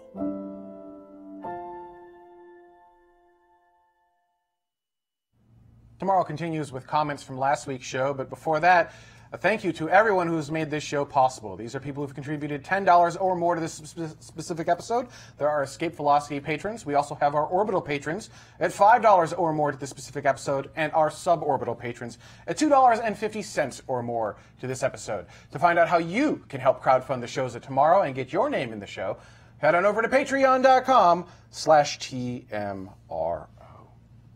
All right, so last week, thank you. Everyone just turns to me. Ta-da! Oh, goodness. So last week, Jared had a great interview with Stuart Money. That was, of course, episode 10.33, talking about the history of SpaceX he's the author, of course, of Here Be Dragons, The Rise of SpaceX and the Journey to Mars, which was really good. So thank you, Jared. Yeah. Appreciate Fun one, you doing that one. I learned a lot on that interview, too. So yeah, it was fun to watch the chat room, go, wait, Falcon 5? Falcon 5 Strata? Like, what is happening right now? What the what? That was really great. So, thank you for that. Appreciate it. Our first question, our first comment, well, it is actually a question, comes from Lawrence Rolston, I'm going to say. Sure. Off of Twitter, saying, tomorrow, considering the dangers of LEO, or low Earth orbit, space junk poses to Earth satellites, how did Cassini manage 300-plus orbits of Saturn's debris field without incident? Jared, do you have an answer for us? I sure do. Perfect. So when we're talking debris fields, there's not really a debris field around Saturn. I guess if you want to call the rings a debris field, you can. But that, I feel like, sort of ruins the elegance of what the rings actually are. So we But don't it's call kind of fun to call them a debris field. It is cool. And in a way, they are a debris field. Yeah, because as all the data is showing, the rings are about, we think, are about 100 million years old, which means they're young, which means they are likely the leftovers of a moon that got too close to Saturn, and Saturn's gravity said, nope, and ripped the moon apart. So there's actually not a lot of dust around Saturn. This was one of the surprising discoveries that Cassini actually did. And even going between the cloud tops and the interior of the rings, in the grand finale orbits, which was the final 22 orbits of Cassini, there was significantly less dust in that environment than we were expecting. So there really isn't a debris field around Saturn. And the reason that we were able to do nearly 300 plus orbits is that there are some incredibly good physicists at the Jet Propulsion Laboratory here in Pasadena who are exceptionally good at figuring out how to use the gravity of Saturn's moons and Saturn itself in order to put Cassini into those orbits. But I do want to say something, because there was a very cool thread by Jonathan McDowell. You are saying something. Now, he found this thread in the break, Yes. so we don't have graphics Well, for I this. knew about this thread before. I just didn't think about getting graphics for this. But Jonathan McDowell on Twitter, whose Twitter handle is Planet4589, because I think that's the minor planet that is named after him. Nice. He actually has a review of all of the space junk that Cassini has left in the solar system. So there's like upper stages from the Fender. launch that are still in orbit around Bumper. the sun. There's literally like pieces of instrument covers that are still orbiting around the sun. And one I want to point out, the instrument cover for the ion and neutral mass spectrometer was ejected into a orbit that's about 20,000 kilometers by 9 million kilometers. Is at 17.3 degrees of inclination. That if it has survived, Jonathan has calculated that it would be on its 42nd orbit of the Saturnian system. So Nice. there's still probably a piece of Cassini that, as long as it's survived going through that environment, it's still in orbit around Saturn. So in a way, Cassini lives on. yes, it does. It's So the wait. the little cover, which is about this big for its ion neutral mass spectrometer, is still in orbit A around million Saturn. years from now, Yes. one of our spacecraft is going to encounter it and be like, what in the what? What is this? Who built this? So instead of Cassini coming into contact with the debris, Cassini left debris. Yes. Cassini basically like pooped out these covers. Fantastic. And Cassini was like, I'm good. not cleaning that up. And then entered the atmosphere. So Well, That's we had a- a tasteful that's show a right very until this moment, and then we crossed that line. Cigarette butts on the road to the stars. Thanks, Cassini. you're welcome, Internet. Next up, I guess. Yep, might as well. Next comment comes off of YouTube from our Instro. Says, totally agree with Space Mike regarding the Arian space static fire test. So many news outlets reported this as some kind of failure, but as you pointed out, a failure would have been launching in spite of the detected anomaly. What this was a successful abort. Yeah. I think we. Those are my favorite comments. Mike, I think we lost your audio again, unless he's unmuted. We did. That's the best. So we all just said, 2 weeks in a row. All right. But yeah, no. As long as you don't lose the vehicle, right? As long as there are no issues there, it's still a success. Right, we didn't lose vehicle, and we did not lose any people working on it. So we live in this weird time where success is assumed, and failure is frowned upon. And I don't like, as long as you learn from it. I mean, you don't want to fail and not learn anything. You certainly don't want to fail in a case where you could potentially lose life. But yeah. So I wouldn't even call this a failure at all. It was a successful abort. Right. Yeah. It was a surprise static fire test. Is what it was. Surprise static fire test. Yeah. Yes. So many of those going around lately. Oh, goodness. All right. So next comment comes off of YouTube as well. KP Sting? That's what we're going with? All right. Says, interesting. Boron is not normally associated with RNA or anything else in animals as far as we know. Another one of those low atomic number, high abundance elements that is relatively little used for anything in life as we know it. Jared's explanation, boron has been used in laboratories as a stabilizer for ribose, is that how you say that? Yes. A complex sugar that is essential to the development of RNA. And that's laboratory. Always laboratory. So, Yep. Sure, laboratory, like I said. And that was a result that actually just came out earlier this year from biological studies, was that boron is a important stabilizer for ribose. So if you don't have boron, you likely don't have RNA development. on your surface. So it's actually important. So. Not boring at all. No, not boron at all. Oh, hey. He'll be here all night, ladies and gentlemen. Space Mike. All right, next. Oh boy. Yep. Next comment comes off of YouTube as well from Mike Wilson. The topic of drinking beer. Mark Wilson. Mark Wilson. Did I say Mike Wilson? I'm so sorry, Mark. Mark Wilson. The topic of drinking beer on the moon came up during this episode, and it got me thinking.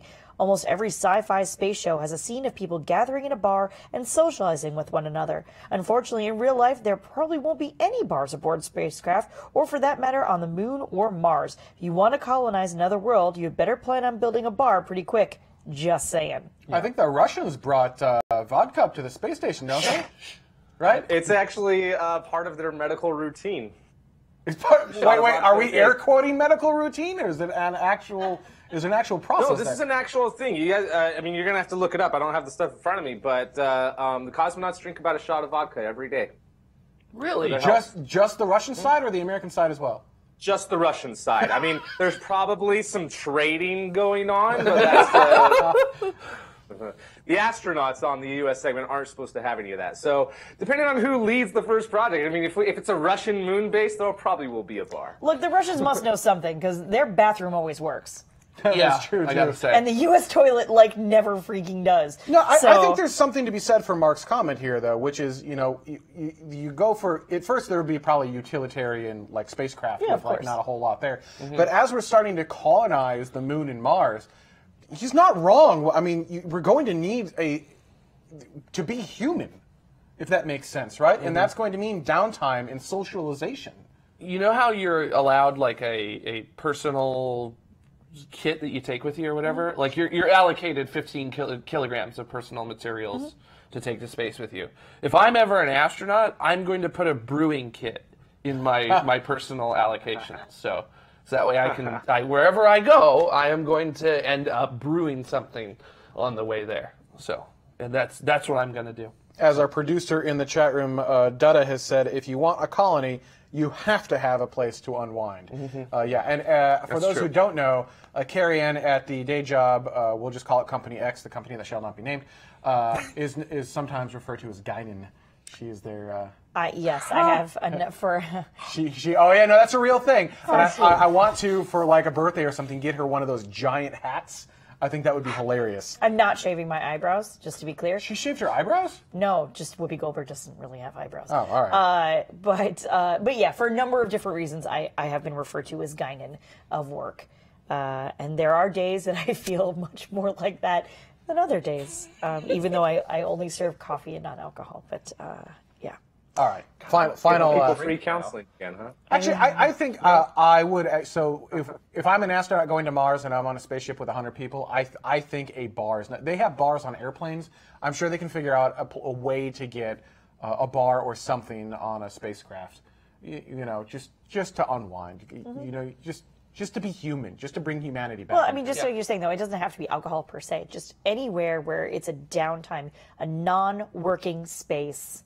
Yeah. Just to be with each other and be human. Yeah, just not something other than figuring out how to survive while space is trying to kill you. Right. Yeah. Right? Yeah, exactly. And engineers don't do math all day.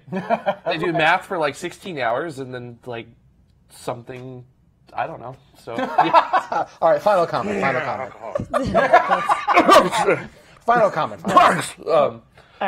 So the final comment comes off of Patreon. That's fine. From Garian? Sure. Casale? Is what we're going with. I apologize if I am mispronouncing that at all. Says, seems you went from silly to dour. I'd advise quote-unquote professional exuberance. Somewhere between dry delivery of facts and goofy giggling is that Goldilocks zone. Keep at it, and thanks for being so responsive to your viewers. And thank you for being a patron. It is very much so appreciated. Yeah, no, we agree. We are, as you notice, we are playing with the formula a little bit. We're trying to make it a better show. We will constantly be playing with the show. I felt like, at least, so the open of the show kind of sets the tone. I don't know about you guys, but I felt like we nailed it today. That was pretty awesome. Not just like again, thank you to Everyday Astronaut for the music, adding the graphics back in and having you guys part of it, but also the timing and the enthusiasm between Dutta and Carrie Ann. I thought was magical. I loved it. We would love to know what you think. The show will never be perfect, and we will always be working on it and trying to make it better.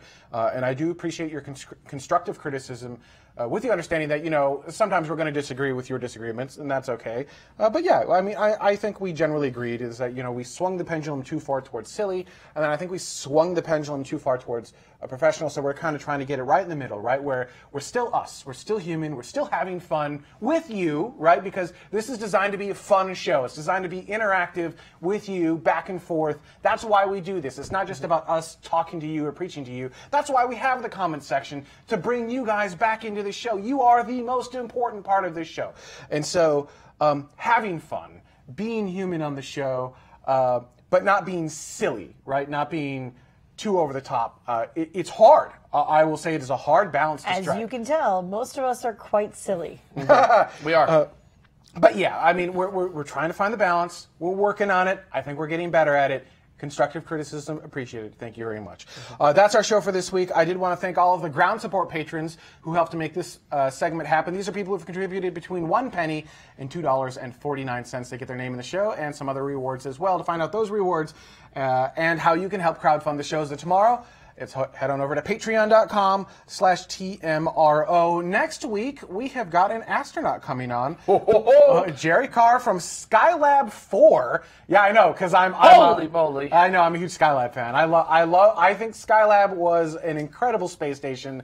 Basically taking part of a Saturn V and turning it into a space station is just absolutely incredible. So I think Jared is talking to. Yeah, I'm really looking forward to this because I'm really excited. So stay tuned next week for that. Well, and as a side note, really quickly, when we book any one of our guests, we use Calendly, and there's always a little bit of a form where you can just say, this is my name, this is my website, this is my contact information, and then you have like area of expertise or what it is that you want to talk about. And Jerry simply put, Skylab, I was there.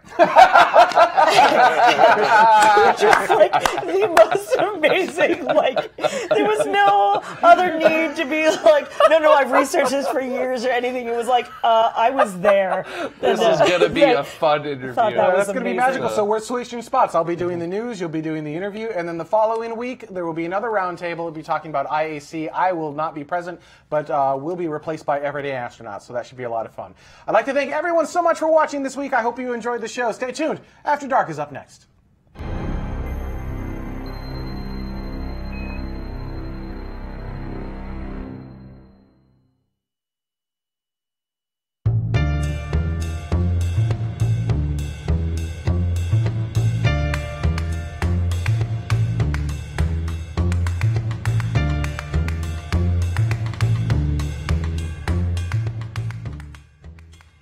All right, Internet. So first off, thank you for putting up with our microphone issues. For those who don't know, it's frequency allocation on the mic packs. Yesterday,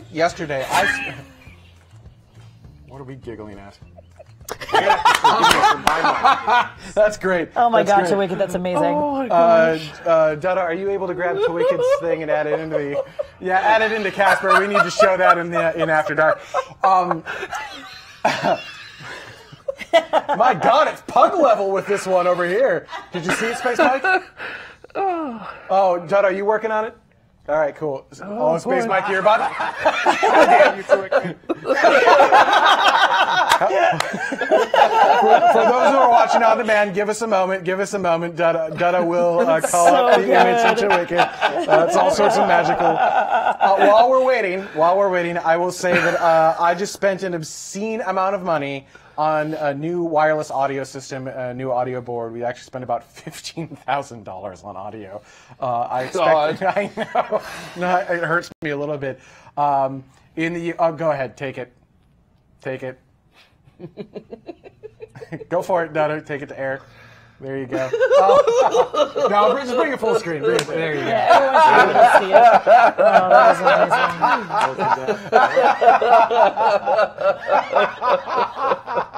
Oh, there went the professionalism of the show. It's after dark. We're allowed to do whatever we want. And here we see one of the finest paintings of the 21st century. Probably like one of your Oh my French lord! girls to make it. Oh my lord! So for those of you in the United States, the 600 megahertz frequency band, which is normally used by broadcasters for things like wireless mics and whatnot, has been auctioned off, and T-Mobile won that particular auction. So we are basically required to get rid of our current system.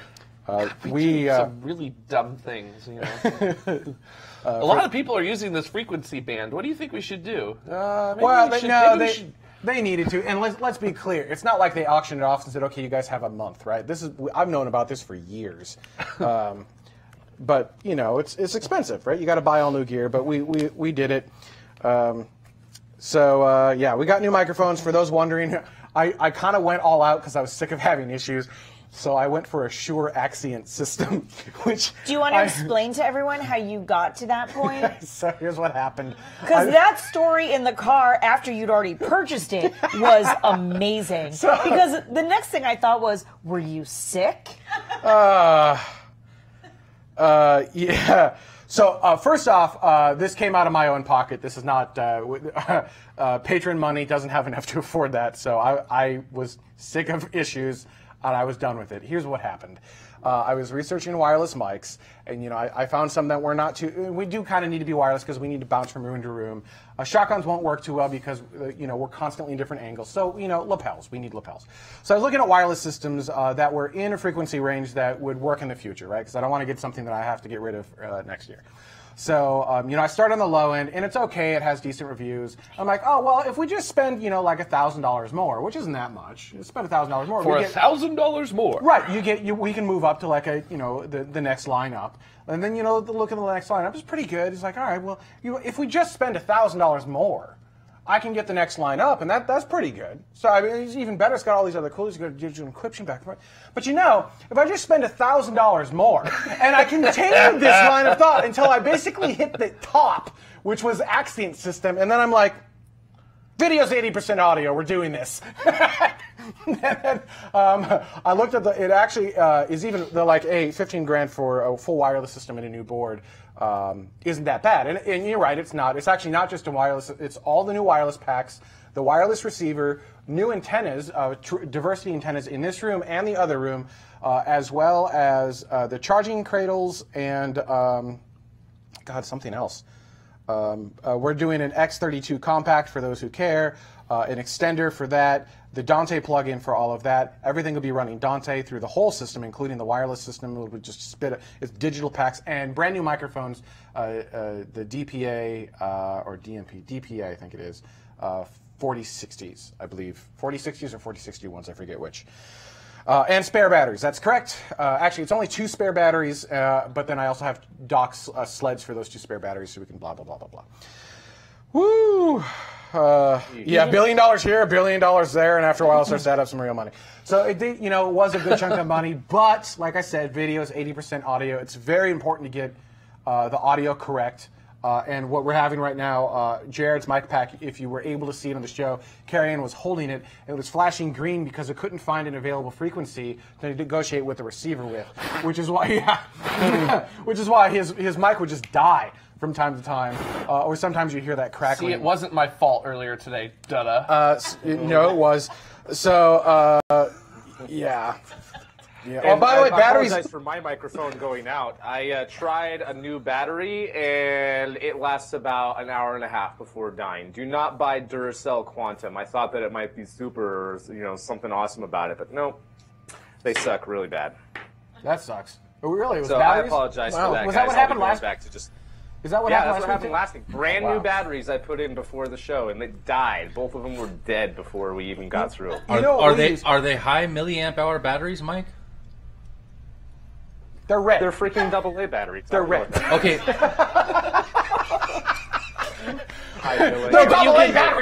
Dutta has a point. You can look at the milliamp hours on a battery and figure out whether it's actually going to give you what you want or not. Here's the thing. A AA battery puts out 1.3 or 1.5 volts, somewhere in there, for a specific amount of time. There is a specific amount of energy in a AA battery.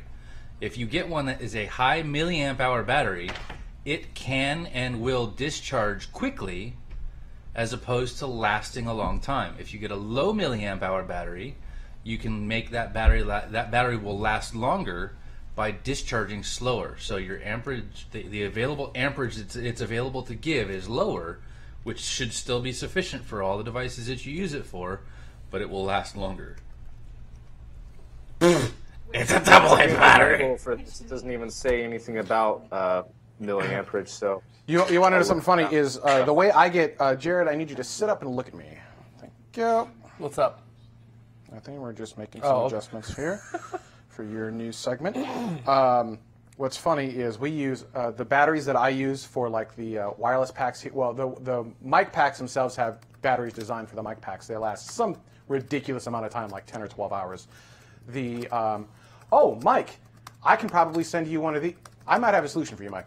The other packs, the IFBs we use, the 9-volt batteries we use in these, we just go to Home Depot, Lowe's, and they have like a house brand battery, and I just buy those in bulk, and they actually they're not terrible. They're not awful. All right, you guys ready for news? Oh, right. Sure. What? You never put back into the rundown the intro that you wanted for these things, or the outro. Oh, no, because because you want an intro and you want an outro. Remember all that fun that we had after last week's show? Sure. I mean, you can add that in yourself. That's how that rundown stuff. I need to pull from it. Yeah, I'm working on that now. Okay. But all right, well, give me a minute. I'm gonna potty then. great. I'll leave my mic on for everyone.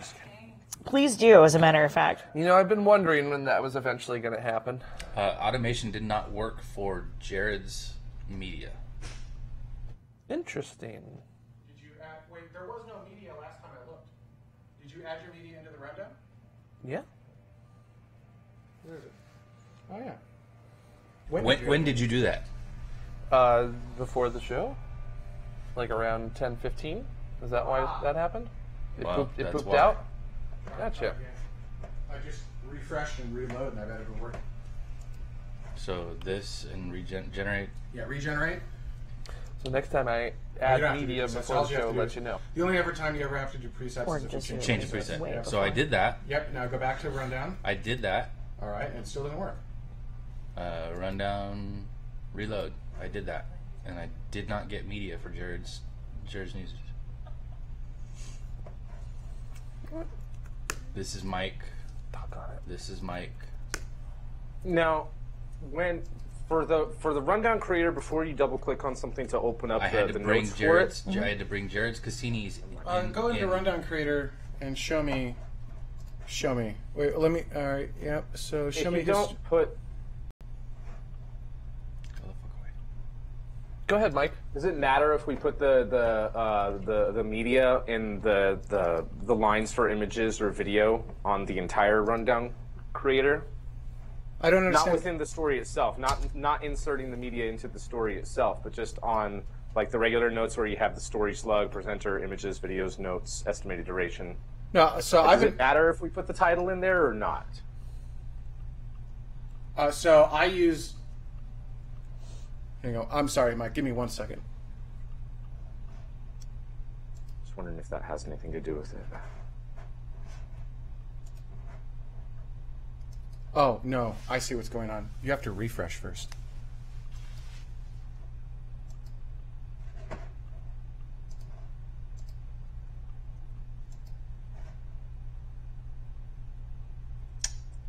Yep. Right, because otherwise what it's doing is it's just taking whatever's here and generating the rundown. That was me. Yeah. Well, no, I mean, that was... No, I wonder if there's a better way... That was me because I didn't do the reload. Right, and I'm wondering if there's a better way... I'll ask PSN if there's a way to look for changes and maybe add an exclamation or something. I don't know. Space Mike, I don't understand your question. So, are you asking about the story slug? Is my mic... No. Here. Are you asking I was just wondering if that has anything to do with forwarding the like our media into Casper, is whether or not, because like you know how for the rundown, like you'll like for at the very top the disclaimer, you'll have 010 disclaimer and 010 open.mp4. You'll have those listed in those different columns for images and video. Oh. Does it matter whether or not we have anything in those slots? I understand your question. I have removed those columns, so you probably have a cached version. So if you right-click on the column header and say load the default layout, it will remove the video and the images columns. Those are no longer required because we're just using pure automation at this point. So you don't have to type into there ever again. All you ever need to do is add your information into the script, like grab the object from the insert from, and our systems will take care of everything else. Does that make sense? The one thing I do need from both of you, which I think you're already doing, but for your news items in After Dark that we're turning into things, I need like a 1-paragraph thing that I can copy and paste into YouTube for your descriptor. Gotcha. I've basically been taking like your top paragraph and tweaking it slightly. So just remember that if you don't write something specifically for YouTube, I'm going to try to take some of your verbiage and, turn it into something that's usable. Okay. I think my first paragraph in my story can work for that today.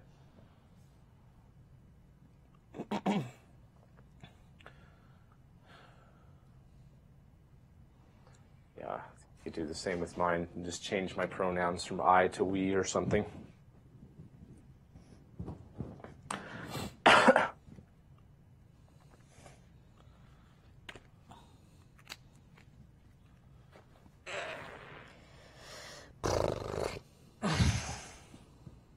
I hope you guys weren't talking to me because I wasn't plugged in. You're all right. How you coming? Good. I listened to whatever it was that I said last time to try and figure out what I needed to say this time. So there's that.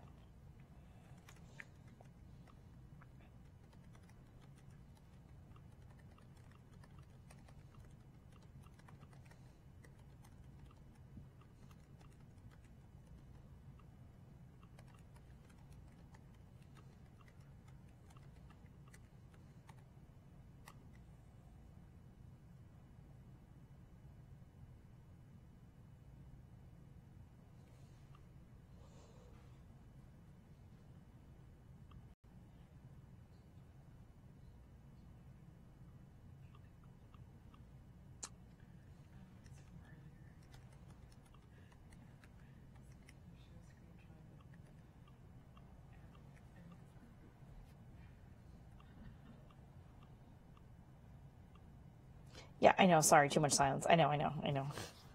Somebody say something. There's a camera. It's got a microphone in it. Hi, Grandma. Thank you. That's the appropriate response. Hi, world. How you doing?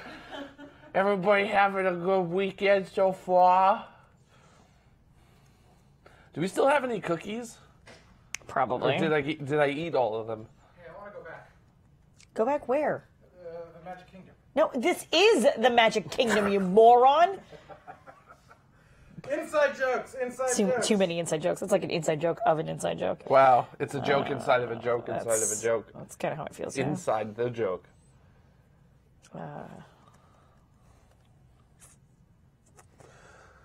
What's my favorite U.S. rocket?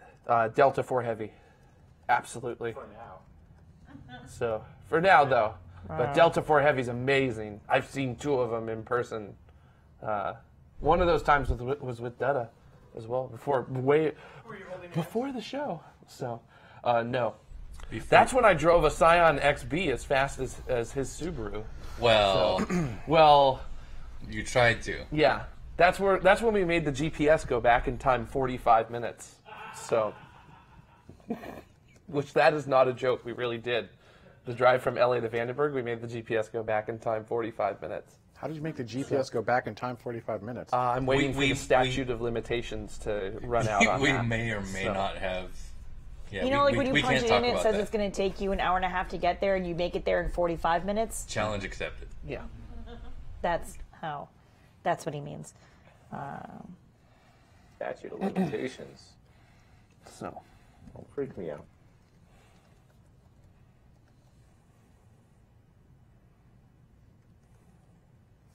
There are battery debates going on in the chat room.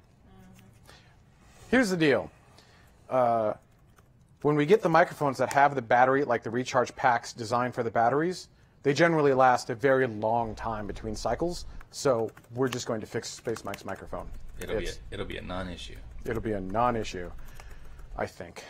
So my plan was potentially to send him one of these packs, because I don't know where you're in Utah. No, you're in Utah. Where are you? Arizona. You're in Arizona. Arizona. Phoenix. Are you feeling Fifth okay? largest city in the United States. The what city? The fifth largest city in the United States. And the hottest. So actually, that's got to be counting all of like Scottsdale and So nice this Tempe week. and all yeah, that. No, the greater Phoenix metro area is considered the city of Phoenix. Yeah, because if just Phoenix is shenanigans. wait, Space Kyle's saying I'm wrong. Why am I wrong? Whoa! Space Mike, mute Space Mike. Thank you.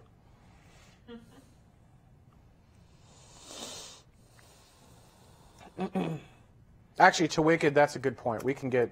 Actually, maybe that's what we should do. Space Mike, you can still hear us? I assume. Yeah. Okay. Yeah. You know what we might do? Instead of a wireless mic, I'm just going to get you a wired mic straight into the camera. How much? That'll work for you, right? Yeah. I have a old lapel mic like that, but it's a $10 job, so it's crap. But yeah. No, I mean I'll get you a decent one. We'll get you. It'll be less than a wireless mic and fewer issues. It'll probably require phantom power where you're plugging into the camera now. So we'll just have to get I mean, you'll still have to deal with batteries, but yeah, we'll figure it out. New developments for satellite servicing. How on earth do I transition into that? Holy crap. Can't you get something with a 3-volt inverter or something to plug into the wall? Oh yeah, possibly. Yeah. I mean, there are many. Phantom power is super. 3-volt, not 40. It's 48 volt. Ready? Oh. Yeah, I'm ready. Are you guys ready? I don't know. You keep talking. And I was waiting for you What's guys. going on? Oh, I was just waiting for you guys. I figured I was gonna keep chatting to the people, so they weren't sitting there bored. Oh wait, I'm dumb. I mean, you have been told that you were wrong. I don't believe it for Like a a minute. lot.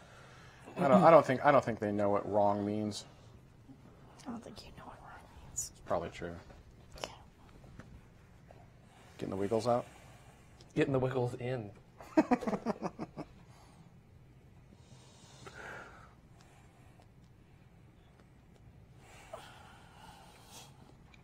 People always tell me, Jared, you don't really dance all that well. I'm just like, that's not the point, though. So. Okay. On that strange and awkward note. That was an oddly sort of, it was almost a Stephen Wright kind of comment. Whenever you guys are ready. People tell me all the time that I don't dance really well, but that's not really the point. That's how that sounded to me in my head. For those of you who know pounds comedian out, Stephen and someone Wright. else is just like, okay, that's cool. What do you want for your coffee? Right. Sorry, we broke Jared. All right. So, you didn't get around to.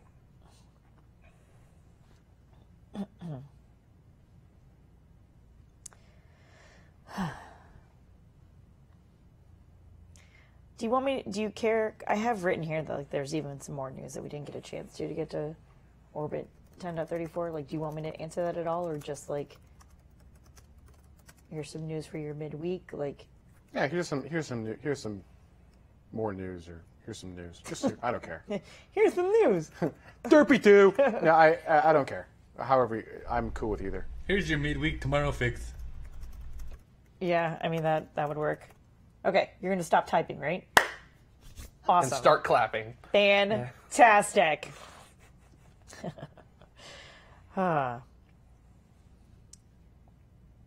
For your midweek tomorrow fix, we've got some more news for you. Mike, tell me what's going on with some satellites. Well, what I wanted to talk about is actually that there's lots of different updates that have been going on with satellite servicing missions. There's lots of different projects and proposals that have been going on over the years. But first I wanted to start it off with Orbital ATK's proposal. Now, Orbital ATK's is developing something they're calling the Mission Extension Vehicle, or MEV-1. And they've completed the critical design. They've completed that design review earlier this year, and they're now about 75% complete with the production of the platform and the payload components that are already being delivered to their satellite manufacturing facility in Virginia. And despite not being picked for a DARPA program, which some say that they've never even applied to in the first place, Orbital ATK is still seeing their concept as something that the industry needs and that could be very profitable for them. The spacecraft will begin system-level design testing in the spring of 2018, and then they're going to have their first launch later next year. And MEV will provide life for their first customer, Intelsat. So I find that really interesting in that they're pushing right along with their progress for it. Now, speaking of DARPA, Orbital ATK did have that lawsuit against DARPA, saying that their whole robotic servicing and geosynchronous satellite program, which contracted out to Space Systems Loral, was totally unfair in giving Space Systems Loral an unfair advantage. But that lawsuit was dismissed in court. Recently, though, it seems that DARPA may already be transitioning the program into Space Systems Loral's hands commercially. And suggestions of rumors have been going around that DARPA may be forced to stop funding the project, although no official reports have been released yet. Meanwhile, Space Systems Loral is also working on NASA's satellite servicing project called Restore-L, which is essentially the same goal, although it would be for low Earth or even medium Earth orbit satellites. Now, one way to look at this is that no matter what happens, one way or another, I believe that these ideas are going to be very helpful in the satellite industry and will extend the lifespan of a lot of our communication satellites for many, many years. And one way or another, however this goes, I think that this is going to be very, very helpful. And I, for one, am really glad to see competition right from the get-go from these two American companies. So I'm really looking forward to these next year. Both missions are going to be doing lots of different testing. And if this works, then we'll be able to utilize a lot of our technology for many years to come. Thanks, Mike. If you like that news and are interested in more, feel free to come on over and check out Orbit 10.34, or you can join us live every Saturday at 1800 UTC. I didn't talk about our main topic. That's okay. It worked. Okay. You only have 20 seconds to do it, so. I mean, I talk fast. That's fine. It works. All right. J-Rod? Shatterites. You said Shatterite. How did you say it? Shatterites? Shatterites. That's okay. At some point, there was some sort of text where you wrote that lawsuit, but it was that with a B at the end for some reason. It was that lawsuit, and I was like, aw. You almost said it too. It was great. It was very Ron Burgundy of you. I'm Ron Burgundy. Rebel satellite. All right. All right. Dada is amused. That's something I would do anyway. All right, I'm ready. All right. Let's do it.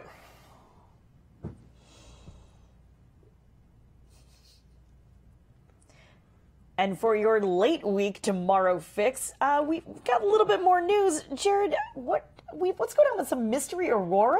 There's things going on at Jupiter, and oh my gosh, there are some very awesome things that are going on at Jupiter, thanks to the Juno mission sending back early data from its orbit as it's going around Jupiter, specifically about the aurorae that are around Jupiter right now. So those aurorae are kind of defying the expectations of what we expect, because at Jupiter, the aurorae, they're about 30 times more energetic than they are here on Earth, and Jupiter's been known to have those powerful aurorae for quite a while.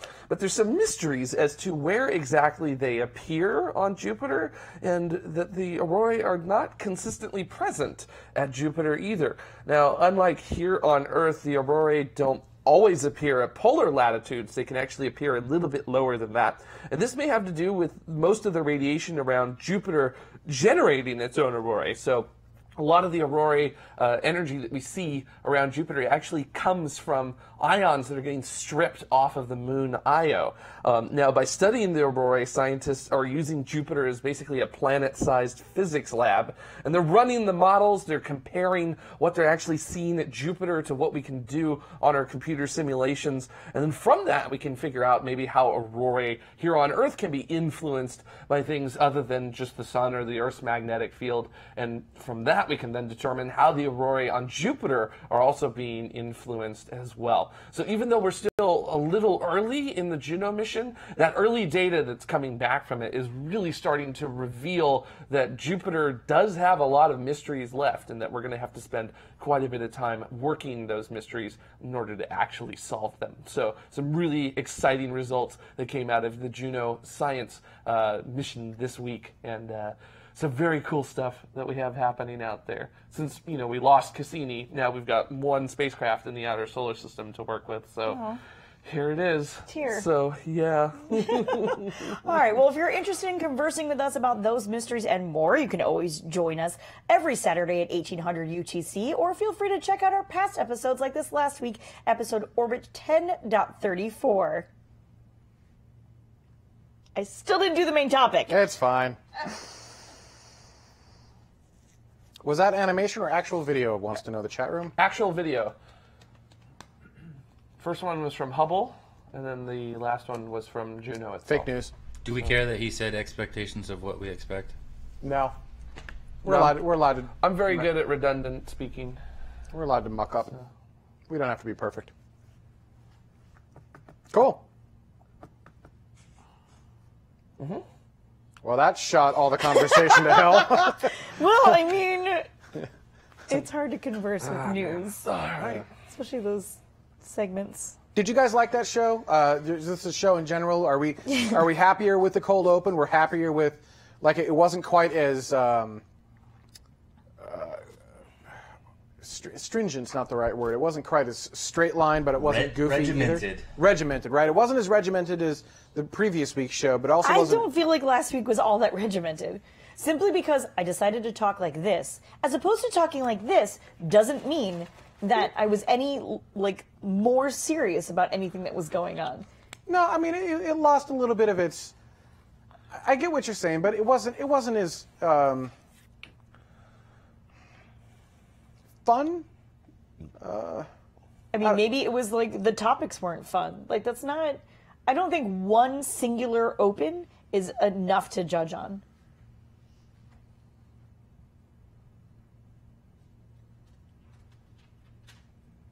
It kind of depends. I prefer a bit more Smiley Sure. Ben voice. I don't know what that means. Ben's wrong.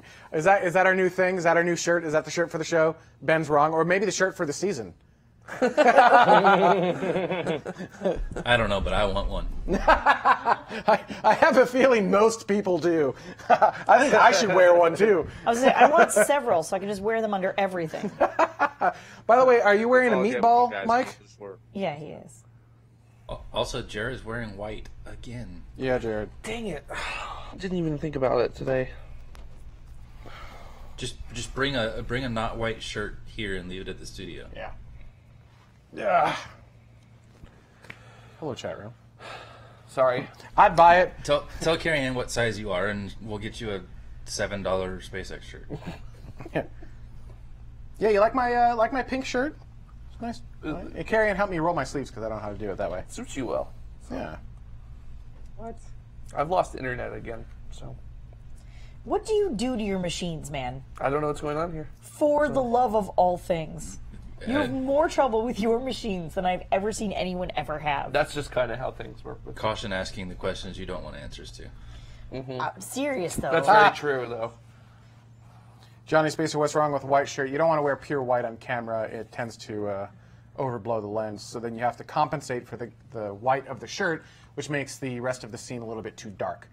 So that's a function of dynamic range on the camera.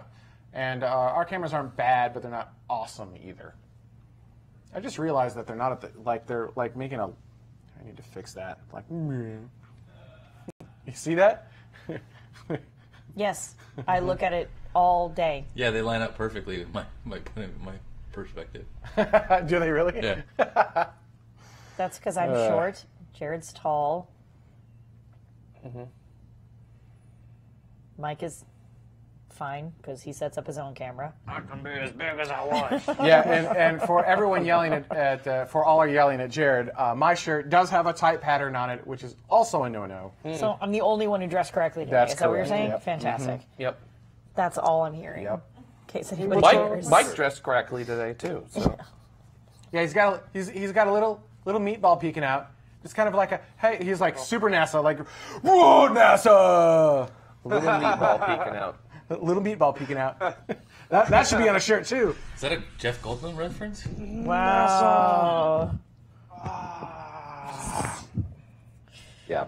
Oh, man. Tomorrow's suits. Actually, Nope. that idea having I'll call it a costume, having a tomorrow like a. I'll wear a T-shirt. I hate collars. No, it was more. Think of it more like a Starship Enterprise kind of like shirt. See, it's funny. I'll wear button-up shirts like this at my day jobs, but normally I like to wear T-shirts. But it really annoys me with the lapel mic to do it with a T-shirt. I guess I haven't figured it out to your guys' level, and that's why I always want to wear like button-up shirts. No. Don't get me wrong. Oh my. It's annoying, but I have long hair, and the hair gets between the collar of my neck, and I freaking hate it. Like I cannot stress how annoying that is, and I have to wear my hair up every single day to my job where I also have a collared shirt. Don't like collared shirts. I don't like putting my hair up. So therefore, in the time that I get to choose how I look and how I dress, I'm not wearing a collared shirt and my hair is going to be down. How about a jumpsuit? So Neuropilot says I've suggested flight suits for tomorrow. Because I want to look like a pumpkin? Flight suits are really comfy. Well, no, the flight suits are blue. Sure, I want to look like a blueberry. Great. Sure, but we don't have to do blue. We can do rompers. This is tomorrow. We do the flight suits of the future, so ours can be not white. Can I get a black with pink one? So that was my thought. Is that Sir, Gamelog, the thing is, you put me in a 7 of 9 like jumpsuit, and I'm gonna look like 9 of 7. Do you understand? Like this is not. This is not. Nobody wants to see that, man.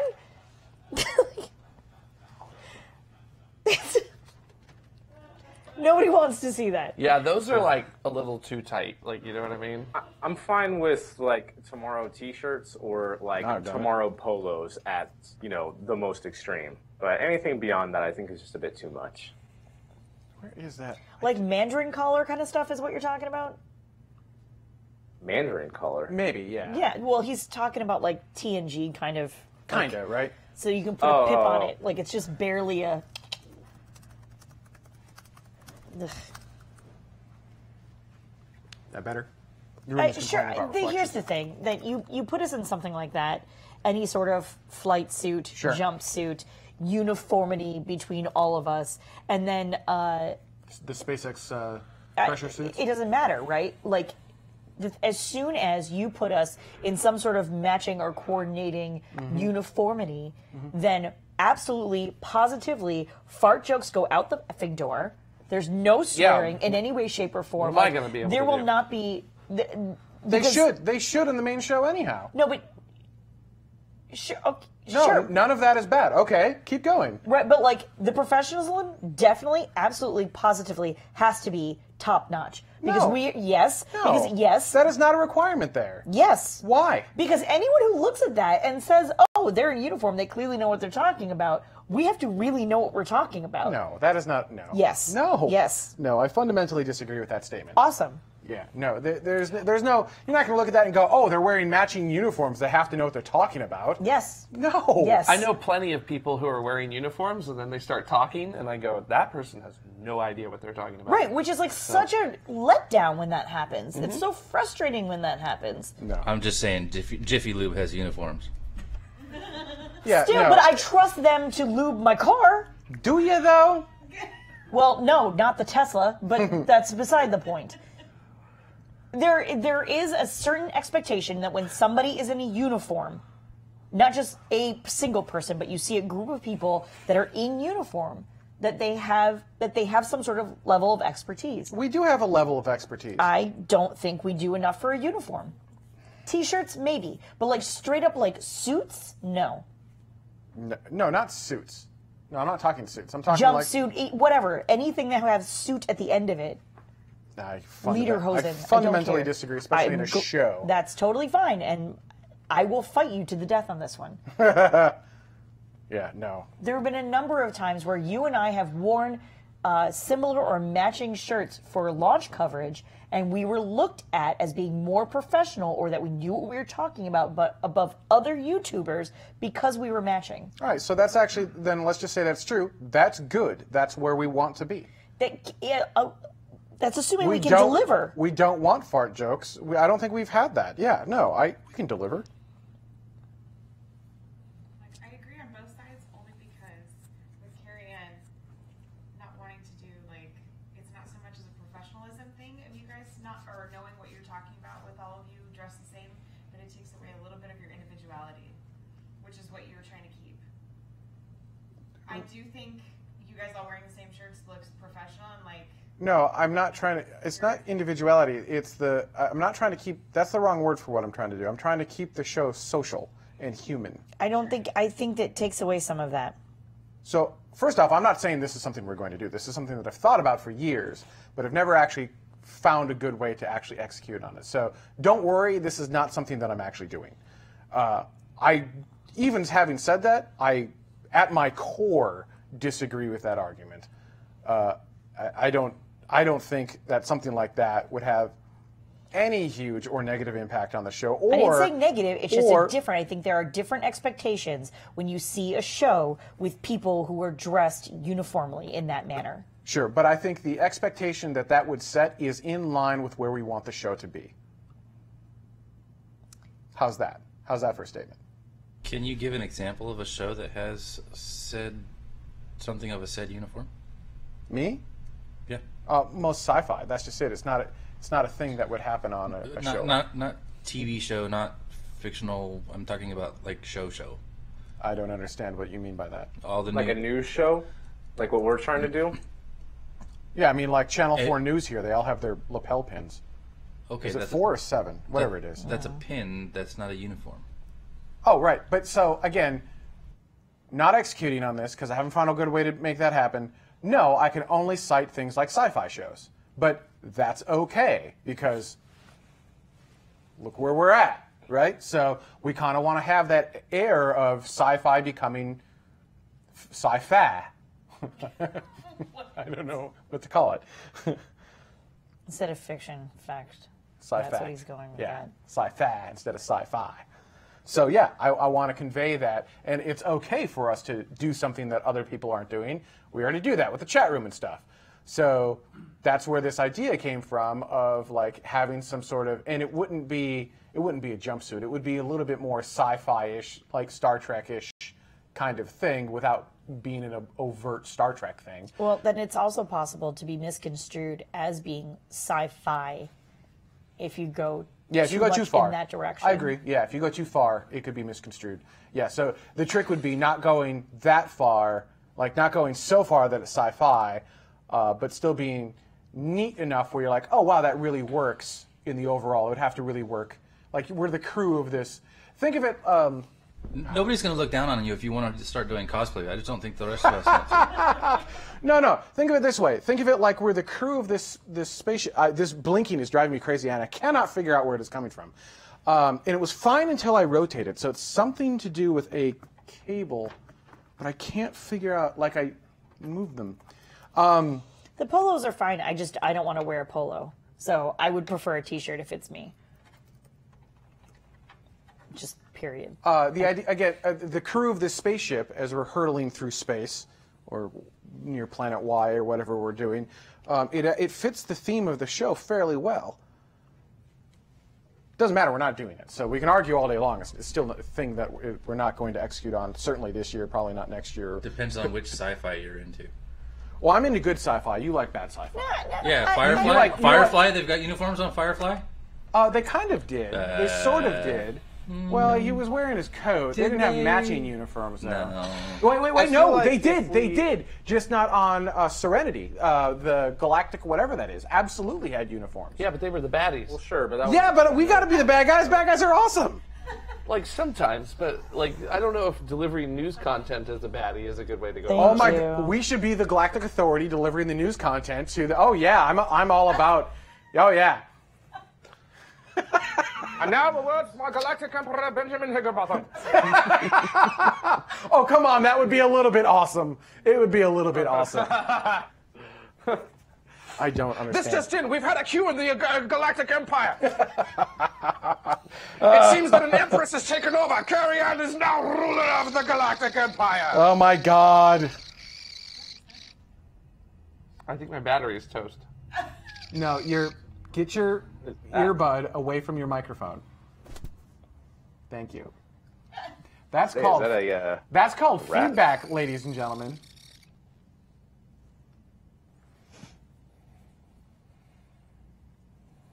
So the way this works. All of my equipment is failing today. My microphone pooped out. This started like a very upset bird in my ear. The internet's not working. Just The Tomorrow Station is now the Death Star. Oh my God. Nope. Y'all have a lack of vision. That's all I'm saying. A lack of vision. It would be awesome. The Empire bringing you news. The Empire News Network. Come on. It's a little bit awesome. Only if you let me talk like I'm from 1920s. What? So not with Dutta running the controls back there. Oh my God. I hate you all. I hate you all. I hate you. You all know I'm right, and you just don't want to let me know. Someone out there, NASA Jim knows I'm right. NASA Jim knows I'm right. Is he still in the room? No, he's not. He signed off like an hour ago. Well, then we'll just say that he knows I'm right. First order news. First order news. Come on. Come on. Oh, Come God, on. yes. And then Vax breaks into the studio handling the lightsaber and takes down the evil empire. All right, if it is yes. first order news, then I get to wear my Disney shirt. So there. No, you have to. First order was. No. That's basically what you just said. Let's just agree, guys, we're not going to do uniforms. It might be cool to have some Tomorrow t-shirts and polos, but we would not be expected to all coordinate and match at the same time. I do not agree. Here's the thing that I would do with a Tomorrow T-shirt. Wear it anywhere but here. Yes. Yep. You don't go to Disney and wear a Disney shirt. Yeah, Well, you don't I- wear the band shirt to the show. Right. So, Man. T-shirts will come someday, but we have to be able to afford them as a show. And I don't want crappy T-shirts. So there are ways for us to get crappy T-shirts, but it's just not a thing that I want to do. There's like an Amazon merchant thing. Yeah, It's sort of like a Teespring where like they don't get made until people buy enough of them, that might be viable. and like we don't house them. They just just do them. Yeah. If you have information on that, send it to me. Okay. Empire News does not have zero. I'll be right back. All right. Are we I think we're done. okay? Are we done? Sure. Wait, Mike. What? Well, Mike is leaving. That's all right. He's done. He'll Well, be back, you- and you needed to You talk needed to to him. talk to him. Oh, Okay. yeah, I got to talk to him after. Yeah. Really? We all had to. Okay. Yeah, it's fine. All right, I think everyone. I think we're winding down and done.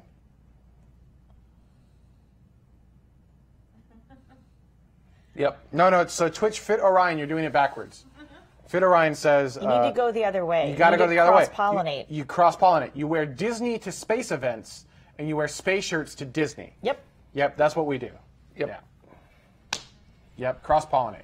So, all right. On that note, just so you guys know, the audio gear will be here next week, most likely, but I will not have time to install it before I need to leave for Straya. So it's going to be at least 2 more shows of agonizing microphone stuff before I'm able to begin the installation. So it's probably 2 or 3. We may be a month away before I'm able to actually make all of it go because it's not exactly plug and play. But we'll get there. We will fix it. I know there's an issue. I'm spending money. I'm fixing it. So there you go.